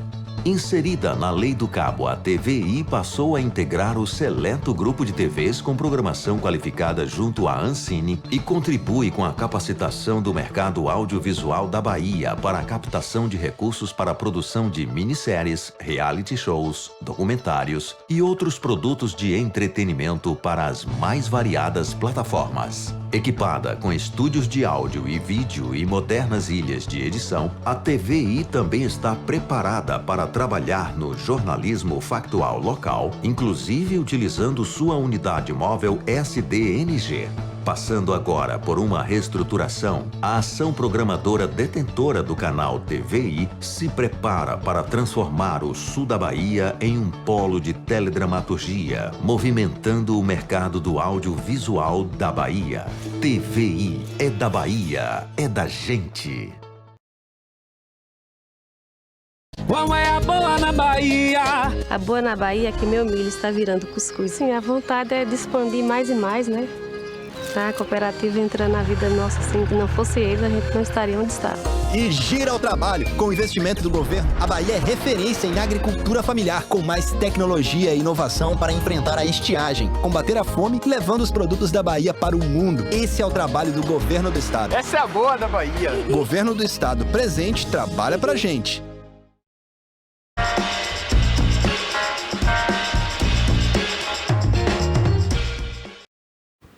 Muito bem, estamos de volta com o nosso TVI News, segunda edição, até às 19 horas, com muita informação para você, hein? Agradecendo sempre a sua companhia, agradecendo sempre a você aí pela audiência diária do nosso programa.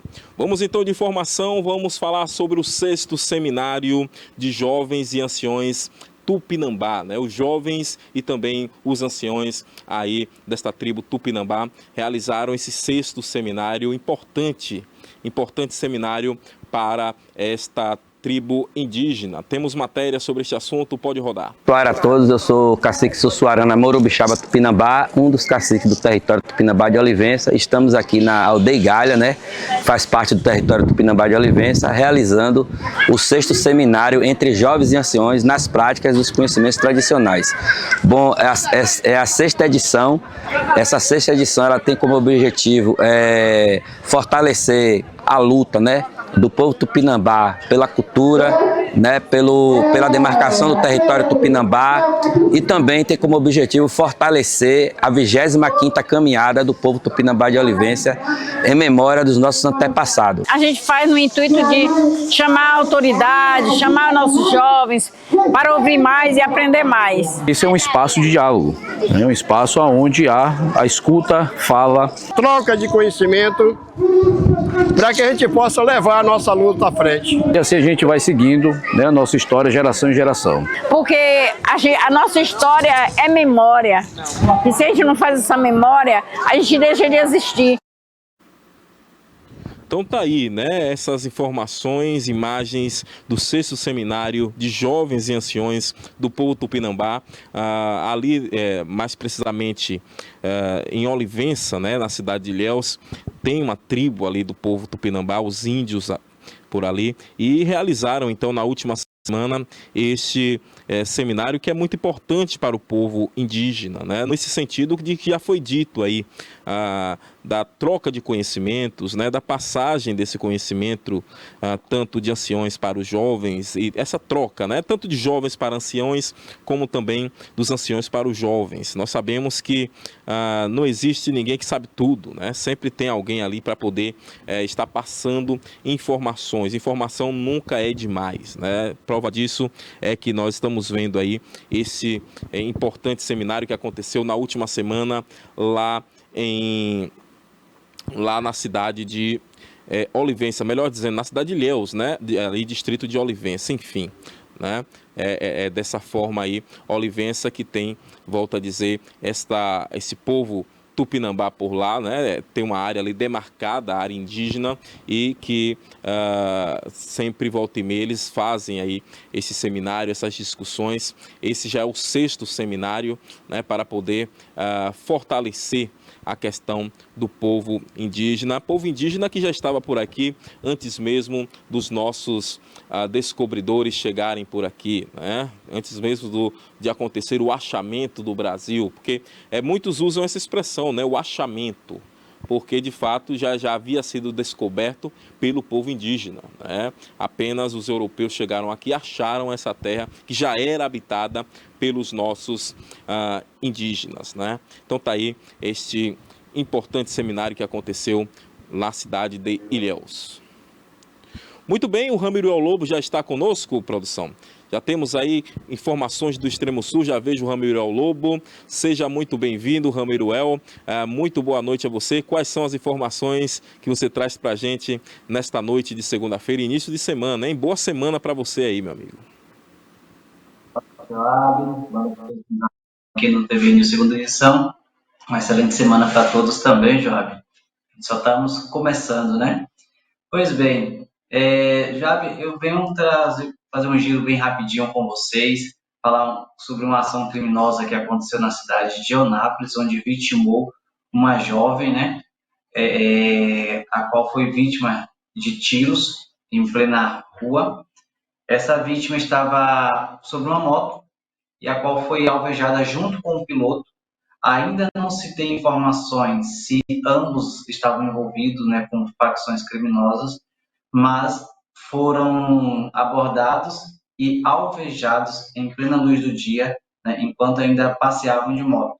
Então, essa moça, essa jovem, veio a óbito no local e o rapaz foi socorrido, mas ainda encontra em estado grave, né? Então, era uma jovem de apenas 24 anos. Mais uma vez, a gente está vendo aí jovens sendo vitimados pela criminalidade. Como eu disse, não se sabe ainda se ambos tinham envolvimento. Isso aconteceu na tarde de sábado, lá em Eunápolis, tá? Então, a gente está vendo mais uma vez jovens sucumbindo à alta criminalidade aí, principalmente aqui no nosso extremo sul. Infelizmente, viu, meu amigo Ramiruel, é algo que tem sido um recorte muito triste. E, diga-se de passagem, Eunápolis tem se destacado nesse sentido, porque nós sabemos que a criminalidade e os crimes violentos têm crescido, como eu sempre digo aqui, assustadoramente nas diversas regiões da Bahia. Eunápolis, em específico, tem esse recorte mais cruel. É a forma como esses crimes estão acontecendo, né? E, infelizmente, não é 1, 2 dias, não, praticamente todos os dias. Nesse caso em específico, não diferente dos outros, envolvendo jovens, como você bem colocou aí, né? Infelizmente, e eu espero que a polícia... Porque a nossa preocupação é a seguinte: esse modus operandi aí na cidade de Eunápolis, que é algo mais cruel, e eu particularmente nunca vi algo nesse sentido, né, da forma como eles estão praticando esses crimes assim diariamente e de forma cruel, a crueldade não se pode ser copiado. Você imagine se começa a surgir também nas outras regiões da mesma forma, porque nós sabemos que a facção criminosa que atua aí já tem ramificações em outras regiões, inclusive aqui no sul, lá no Baixo Sul, né, mais próximo lá na capital, enfim. Imagine se começam a copiar essa mesma forma de atuação, né? Então, é algo que a polícia tem que barrar de agora, né? Atenção aí, principalmente as nossas forças policiais de inteligência, a Polícia Civil, precisa intervir nesse sentido, hein? Precisa intervir urgentemente. Eu sei que o trabalho está sendo feito, né? Não é por falta... A violência tem crescido, e eu gosto de dizer aqui, não é por falta de trabalho da polícia, e sim por falta, talvez, de um investimento maior, né? Por parte de quem, de fato, deve investir, que é o poder público, né? Mas tá aí, né? Final de semana já começou com essa situação lamentável na cidade de Eunápolis, não é isso, Ramiruel? E aí, como você tocou, Eunápolis está sendo um polo de criminalidade, né? O índice é altíssimo e crescente a cada dia mais. A gente não vê uma redução, né, dessa criminalidade aí no centro de Eunápolis, né? E tem se espalhado para as cidades circunvizinhas. E isso causa pavor, principalmente nas cidades menores, né, que estão ali próximo de Eunápolis. Mas ainda falando de Eunápolis, Joab, uma mulher sofreu queimaduras de quase 60% do seu corpo, também na cidade de Eunápolis, no sábado, dia 27. Sofreu essas queimaduras no corpo num centro espírita de matriz africana, né? De religião matriz africana. Essa mulher sofreu essas queimaduras, foi socorrida, foi transferida para o hospital de Salvador e encontra-se ainda na UTI. Passou por algumas cirurgias, mas ainda encontra-se na UTI em estado de observação, porque ainda se encontra em um estado instável. O que aconteceu neste sábado? Segundo informações, ela estava num centro de matriz africana. Se eu não salvo me engano, o nome deste centro é Casa de Pai Oxalá. E segundo o administrador do centro, ele explicou à polícia em depoimento de que a senhora estava, uma senhora de 34 anos, ela estava numa sala fazendo uma sessão espírita, né, deitada sobre uma maca, e que por um acidente a colônia de alfazema que eles utilizam nas sessões que eles fazem derramou sobre ela e acabou ateando fogo por ter velas próximo à maca onde ela estava. Então, na hora que foi derramada essa alfazema, né, por um acidente que aconteceu, o fogo se ateou pelo corpo dela. As pessoas que estavam ali tentaram socorrê-la. O próprio administrador, que disse que estava em uma sala próxima, correu, tentou ajudá-la, pegou. Ele também alega que sofreu queimaduras nas mãos, levou ela até o banheiro, colocaram debaixo do chuveiro para tentar apagar as chamas, mas mesmo com o socorro ali rápido, ela ainda sofreu queimaduras em 60% do seu corpo, queimaduras de nível 3, que são queimaduras gravíssimas. E aí, ele alega também que ela já era uma frequentadora lá da casa, já mais ou menos há um ano, e essa casa, ela funciona pela coordenação do Cláudio Botelho, é um senhor de 72 anos, que administra a casa de matriz africana e todos os rituais que eles são aplicados, né? Então, na noite de sábado, essa mulher de 34 anos, que não foi identificada, né, não quiseram apresentar seu nome, sofreu essas queimaduras sobre todo o seu corpo, quase 60% do seu corpo foi tomado por chamas, e hoje se encontra na UTI em Salvador, ainda em estado praticamente grave, porque foram queimaduras de 3º grau.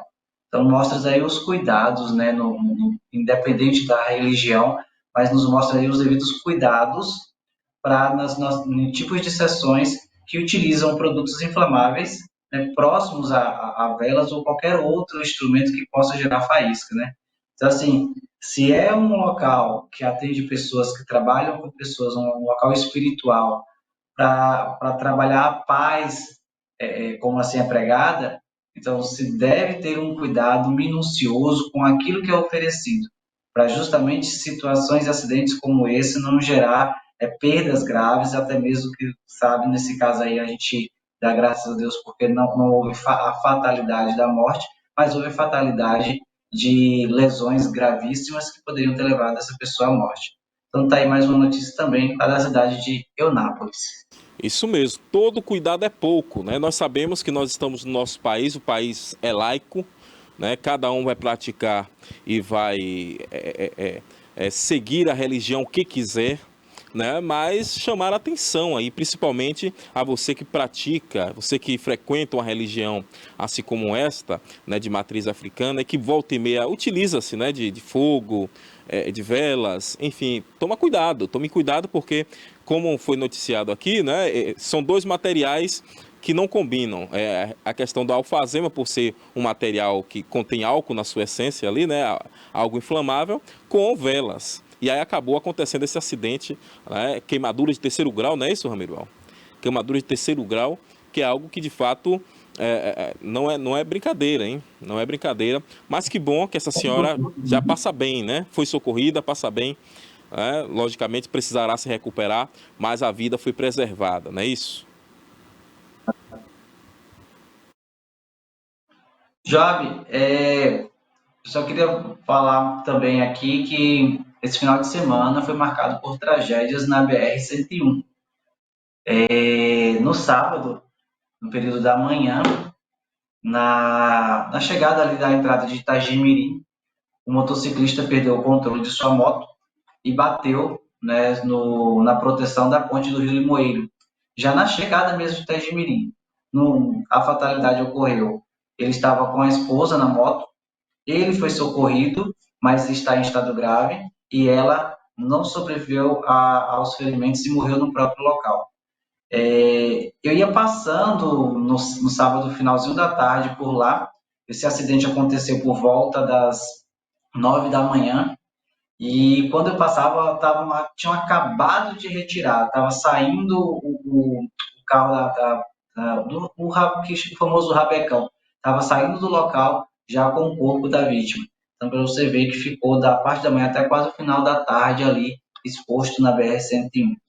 Então, assim, foi marcado por essa tragédia ali na entrada de Itagimirim, com esse casal. Ele está em estado grave e ela veio a óbito no próprio local. E também, já no domingo, houve um acidente também fatal aqui próximo, né, próximo não, dentro aqui do município de Mascote, já próximo ali ao distrito de Teixeira do Progresso, na entrada onde é chamado Flor do Campo, que é a entrada para as comunidades ali de Era Nova. Então, um motorista que ia saindo da estrada de terra, né, foi atingido por um carro que vinha, segundo relatos, em alta velocidade pela BR-101. Então, o choque foi totalmente na porta do motorista, que veio a óbito no local, com fraturas no pescoço. Né? Eu venho relatar isso porque conhecia a vítima também, foi nesse domingo à tarde. Fui colega de escola da filha dele, fui colega de trabalho do filho, né? Então, assim, até quero deixar aqui minhas condolências aos familiares por essa fatalidade, essa tragédia aí, que circundou a BR-101 nesse final de semana. No sábado, com esse casal de motociclistas ali em Itagimirim, e no domingo, aqui no próprio município de Mascote, com o senhor que dirigia o carro e foi atingido ali próximo ao distrito de Teixeira do Progresso. Lamentável, né? Lamentamos aí essas mortes e mais uma vez chamamos a atenção de todos que diariamente trafegam pelas nossas rodovias, né? Todo cuidado é pouco, é aquilo que nós sempre falamos, obedecer sempre a sinalização, obedecer a velocidade máxima permitida, são situações que com certeza podem evitar acidentes, né?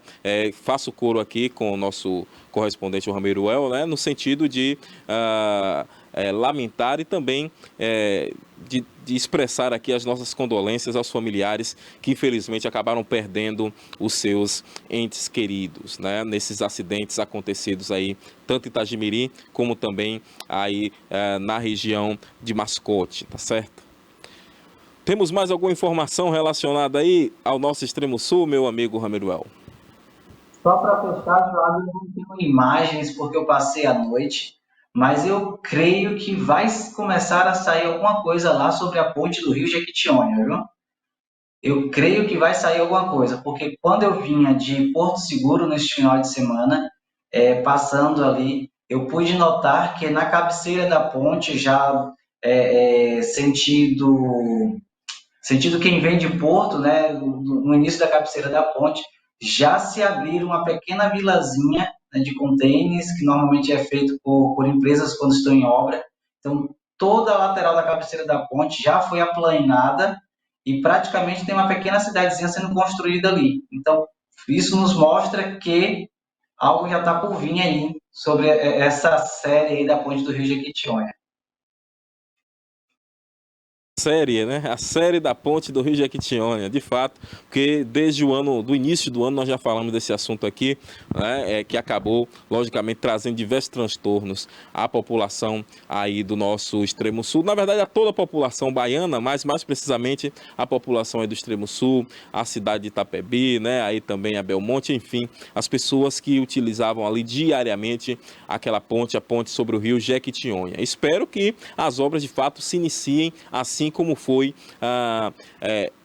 divulgado, né, pelo próprio Ministério de Infraestrutura Nacional, né? Eu me lembro que o ministro falou para a imprensa, né, fez toda aquela situação oficial, mas até o momento nós não tínhamos informação do início dessas obras.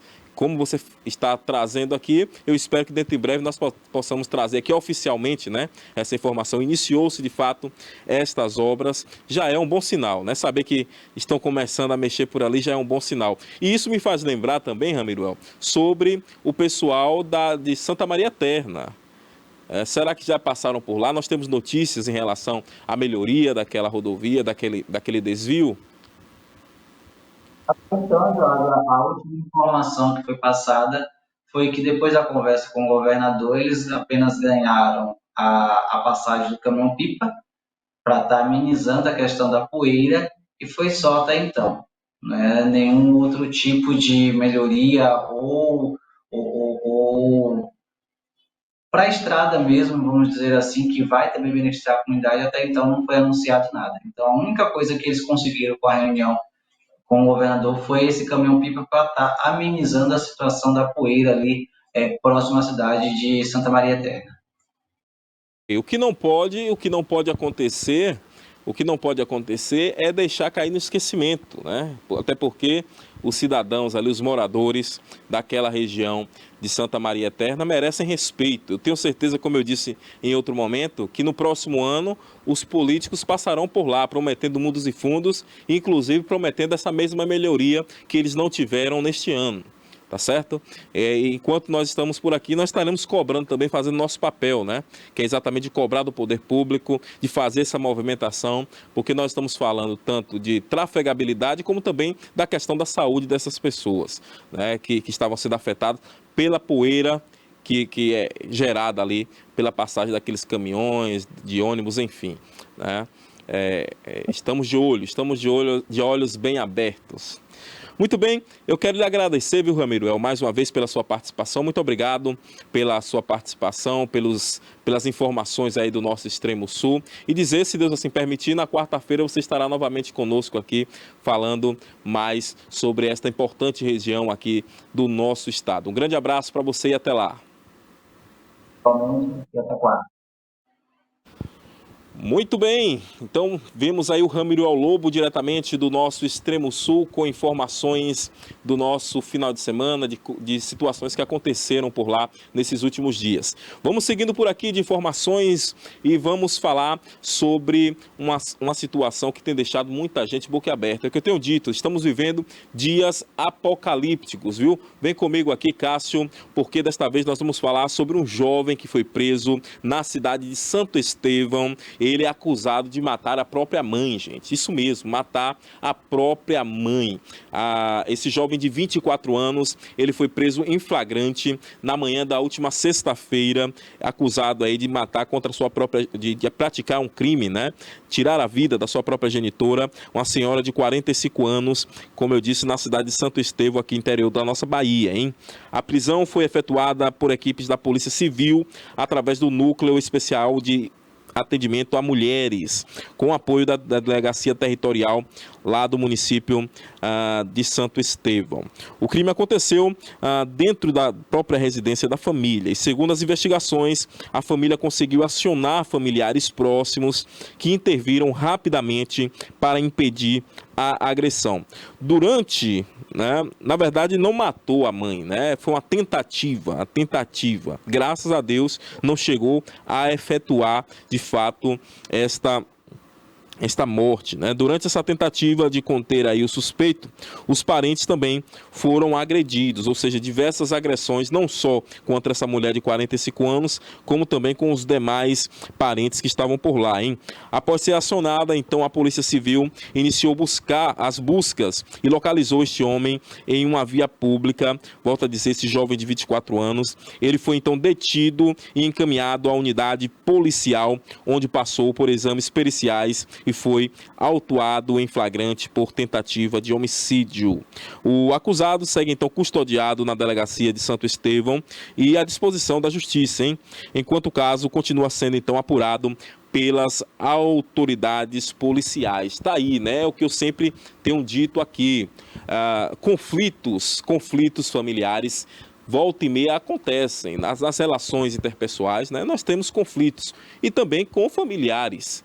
Mas, logicamente, que a nossa mãe, o nosso pai, a nossa família, são as pessoas que nós mais amamos. E é o que eu tenho sempre batido na mesma tecla. As pessoas têm perdido a capacidade de resolver as questões através do diálogo.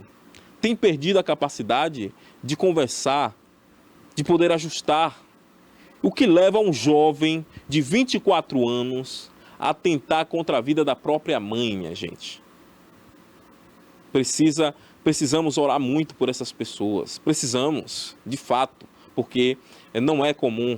Não podemos deixar dizer que é comum uma situação como essa de um jovem tentar matar a própria mãe, a pessoa que carregou ele ali por 9 meses no ventre, nasceu, deu carinho, deu amor, amamentou, para quando ele chegar nessa idade aí adulta, né? É um jovem adulto, 24 anos, tentar contra a vida da própria mãe. Lamentável, hein? Eu espero que ele se arrependa o quanto antes. Eu espero que ele se arrependa o quanto antes de ter feito essa barbaridade, né? Até porque eu tenho certeza que no momento em que ele se arrepender, que ele pedir perdão de fato para a mãe, verdadeiro, a mãe com certeza perdoará. Coração de mãe é diferente, né? Coração de mãe de verdade é totalmente diferente. Até porque eu tenho certeza que a mãe ama o filho mesmo acontecendo desta forma. Nós temos até informação aí que aconteceu também outra barbaridade. Uma adolescente, né, que acabou matando a própria mãe com faca, gente. E no momento em que ela foi atingida, mesmo assim ela ainda o abraçou. Só retratando aqui de fato o que nós estamos dizendo. O amor de mãe, né, é um amor imenso. Só não é maior de fato do que o amor de Deus. Mas é algo grandioso, um mistério grandioso dado pelo próprio divino. Lamentavelmente, essas situações têm acontecido. Né?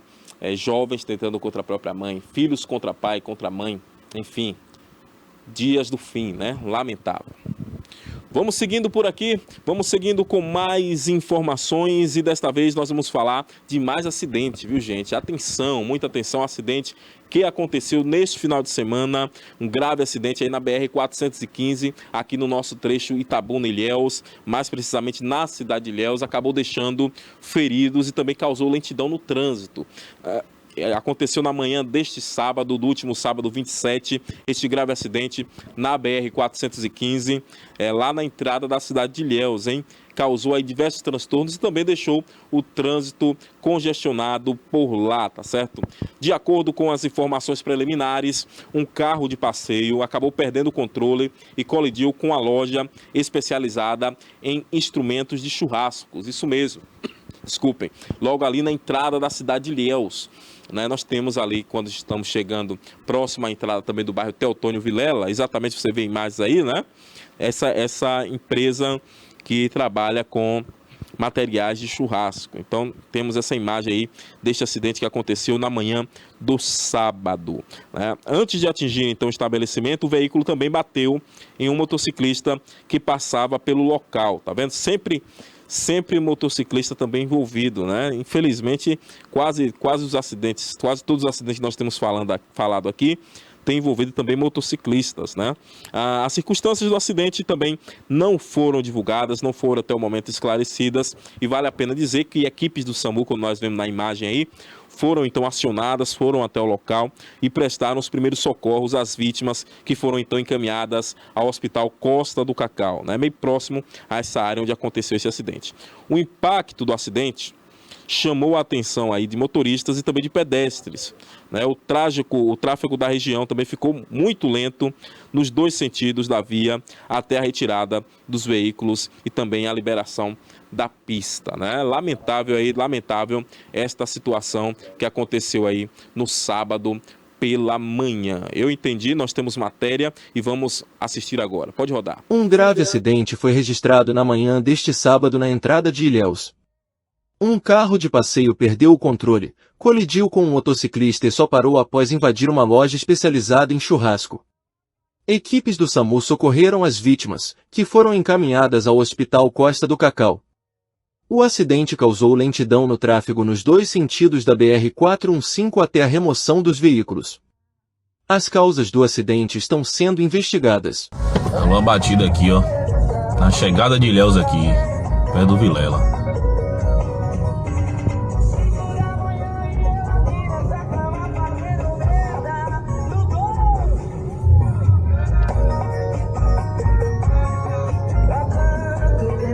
foi moto e carro aí, ué.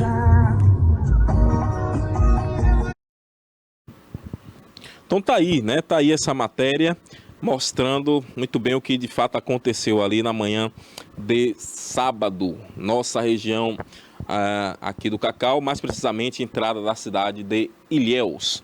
Vamos seguindo por aqui, vamos seguindo porque a informação não para até às 19 horas para você, hein? Vamos falar agora sobre um assunto que aconteceu e tem viralizado nas redes sociais, que é de uma senhora, uma idosa, que acabou se recusando aí a dar código de corrida, né, e causou confusão em um carro de aplicativo. Isso aconteceu em Fortaleza. A polícia precisou ser acionada, viu, gente? A senhora, ela acabou não querendo dar esse código. Existe aí o aplicativo agora, um código, né? Quando você chega no local, você tem que falar o código para o motorista para que haja uma maior segurança, na verdade, né? Checar que, de fato, aquela pessoa que está chegando ali é a pessoa que chamou, de fato, o veículo. O fato é que essa idosa acabou se recusando aí e causou uma grande confusão. O vídeo tem circulado nas redes sociais, né? Dividido opiniões, enfim, né? Uma verdadeira confusão envolvendo aí este carro de aplicativo, acabou mobilizando até mesmo a própria Polícia Militar lá em Fortaleza, capital do Ceará, hein? A situação começou quando, então, uma passageira idosa acabou entrando no veículo, mas se recusou fornecer o código de validação que é necessário para liberar a corrida. Caso esse código não seja fornecido, a corrida não pode ser liberada, a corrida não pode iniciar, né? É um procedimento obrigatório aí adotado pelas plataformas para garantir, como eu disse aqui, segurança tanto do passageiro como também do motorista, né? Segundo relatos, o motorista explicou a necessidade do código, mas a passageira acabou afirmando aí que em corridas anteriores nunca havia sido solicitada a informação, né? Diante da negativa, o condutor tentou então cancelar a viagem e pediu a que a passageira deixasse o carro, mas ela se recusou a descer, né? A discussão acabou então se prolongando e foi necessária então a presença da Polícia Militar, como nós vemos aí na imagem, né? Mesmo orientada aí pelos agentes sobre o protocolo de segurança, a passageira então manteve a postura e não autorizou a liberação da corrida, né? O bate-boca chamou a atenção aí de pessoas que estavam próximas, mas não houve ainda bem, né? Foi tudo no diálogo, como eu sempre falo aqui, não houve agressão física.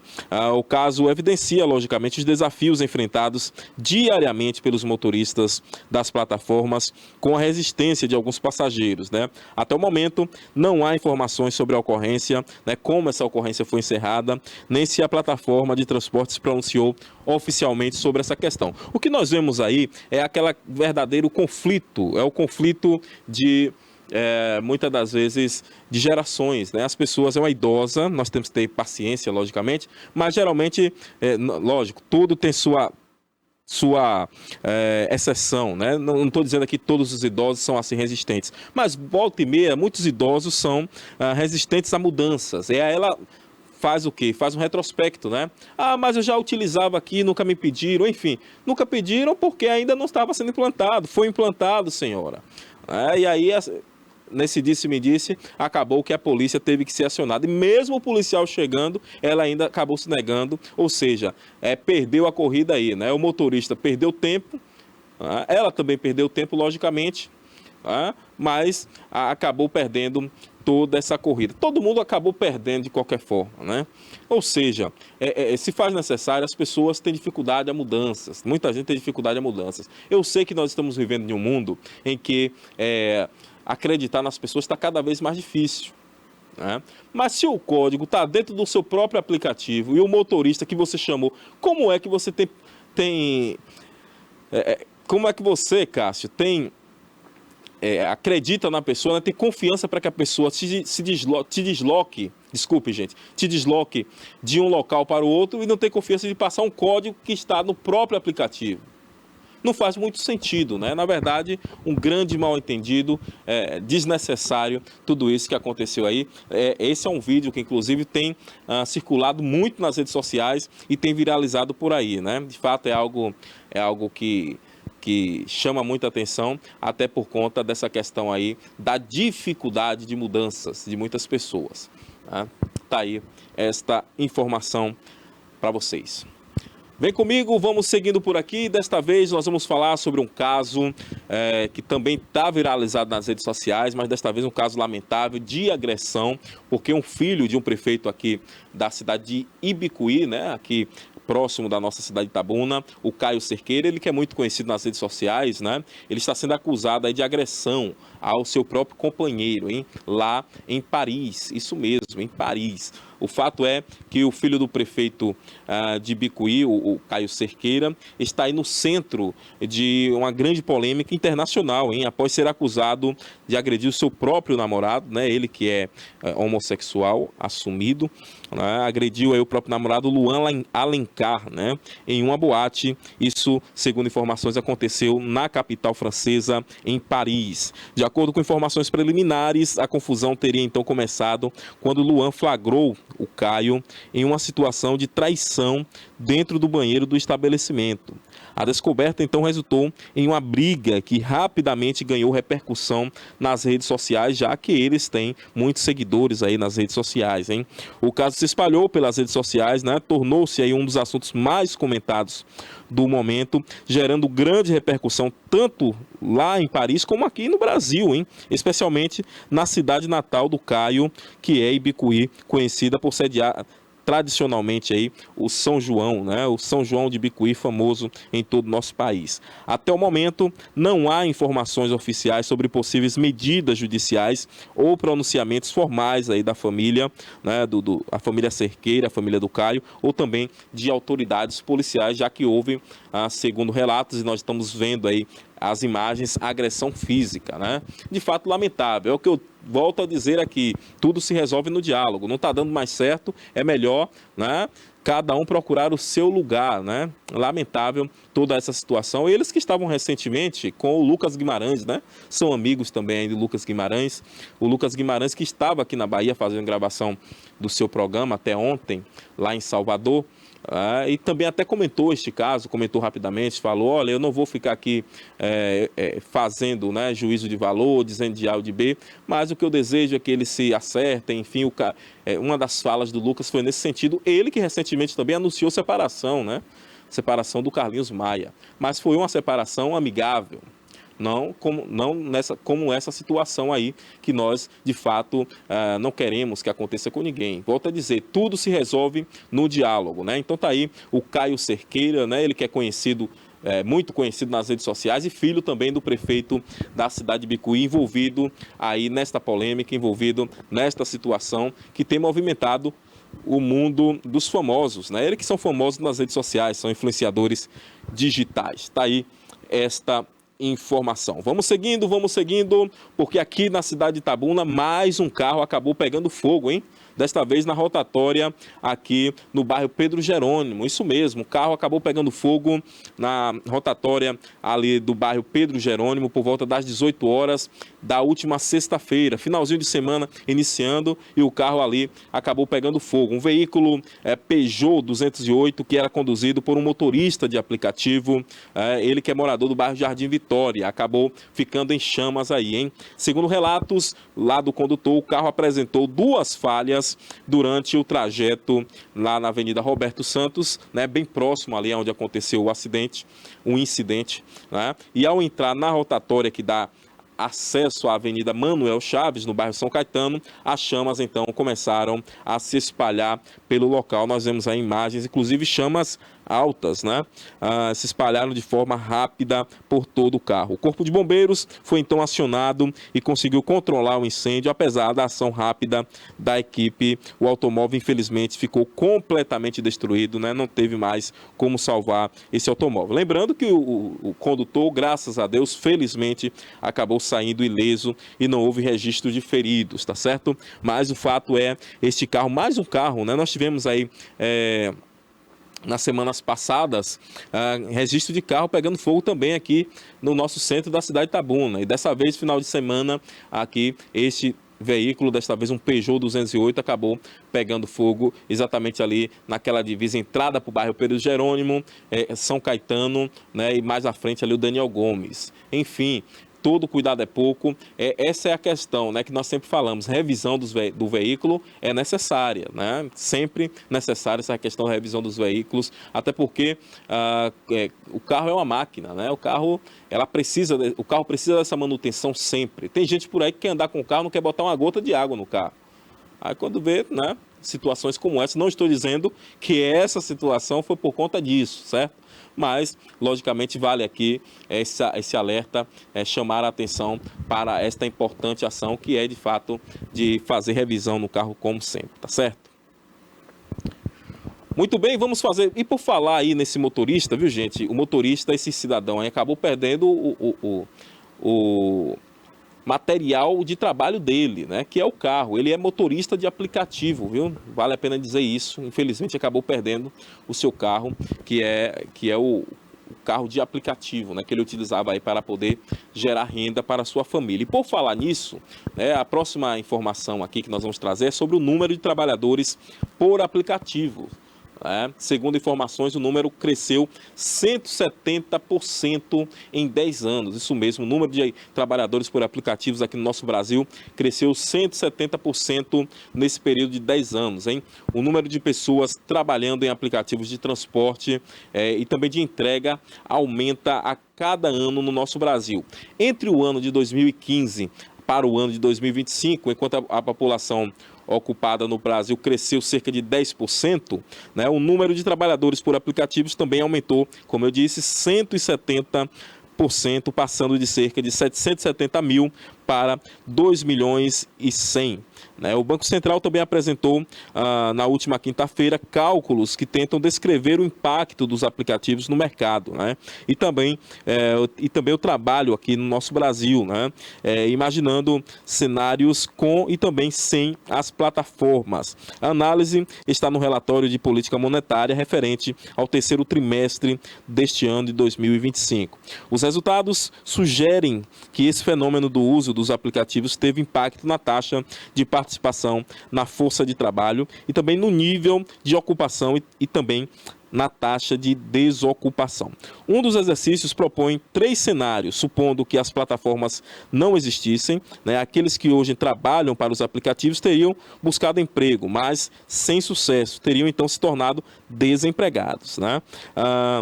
Essas pessoas não teriam sequer procurado uma ocupação, né, e teriam passado aí diretamente para fora da força de trabalho natural, né? Ou seja, essa questão do trabalho por aplicativo, logicamente, tem ajudado em muitas famílias, até porque tem a questão da autonomia, né? Tem a questão do tempo, enfim, algo que é levado também em consideração e, logicamente, impacta nesse crescimento. Tá aí essa informação, 170% no período de 10 anos.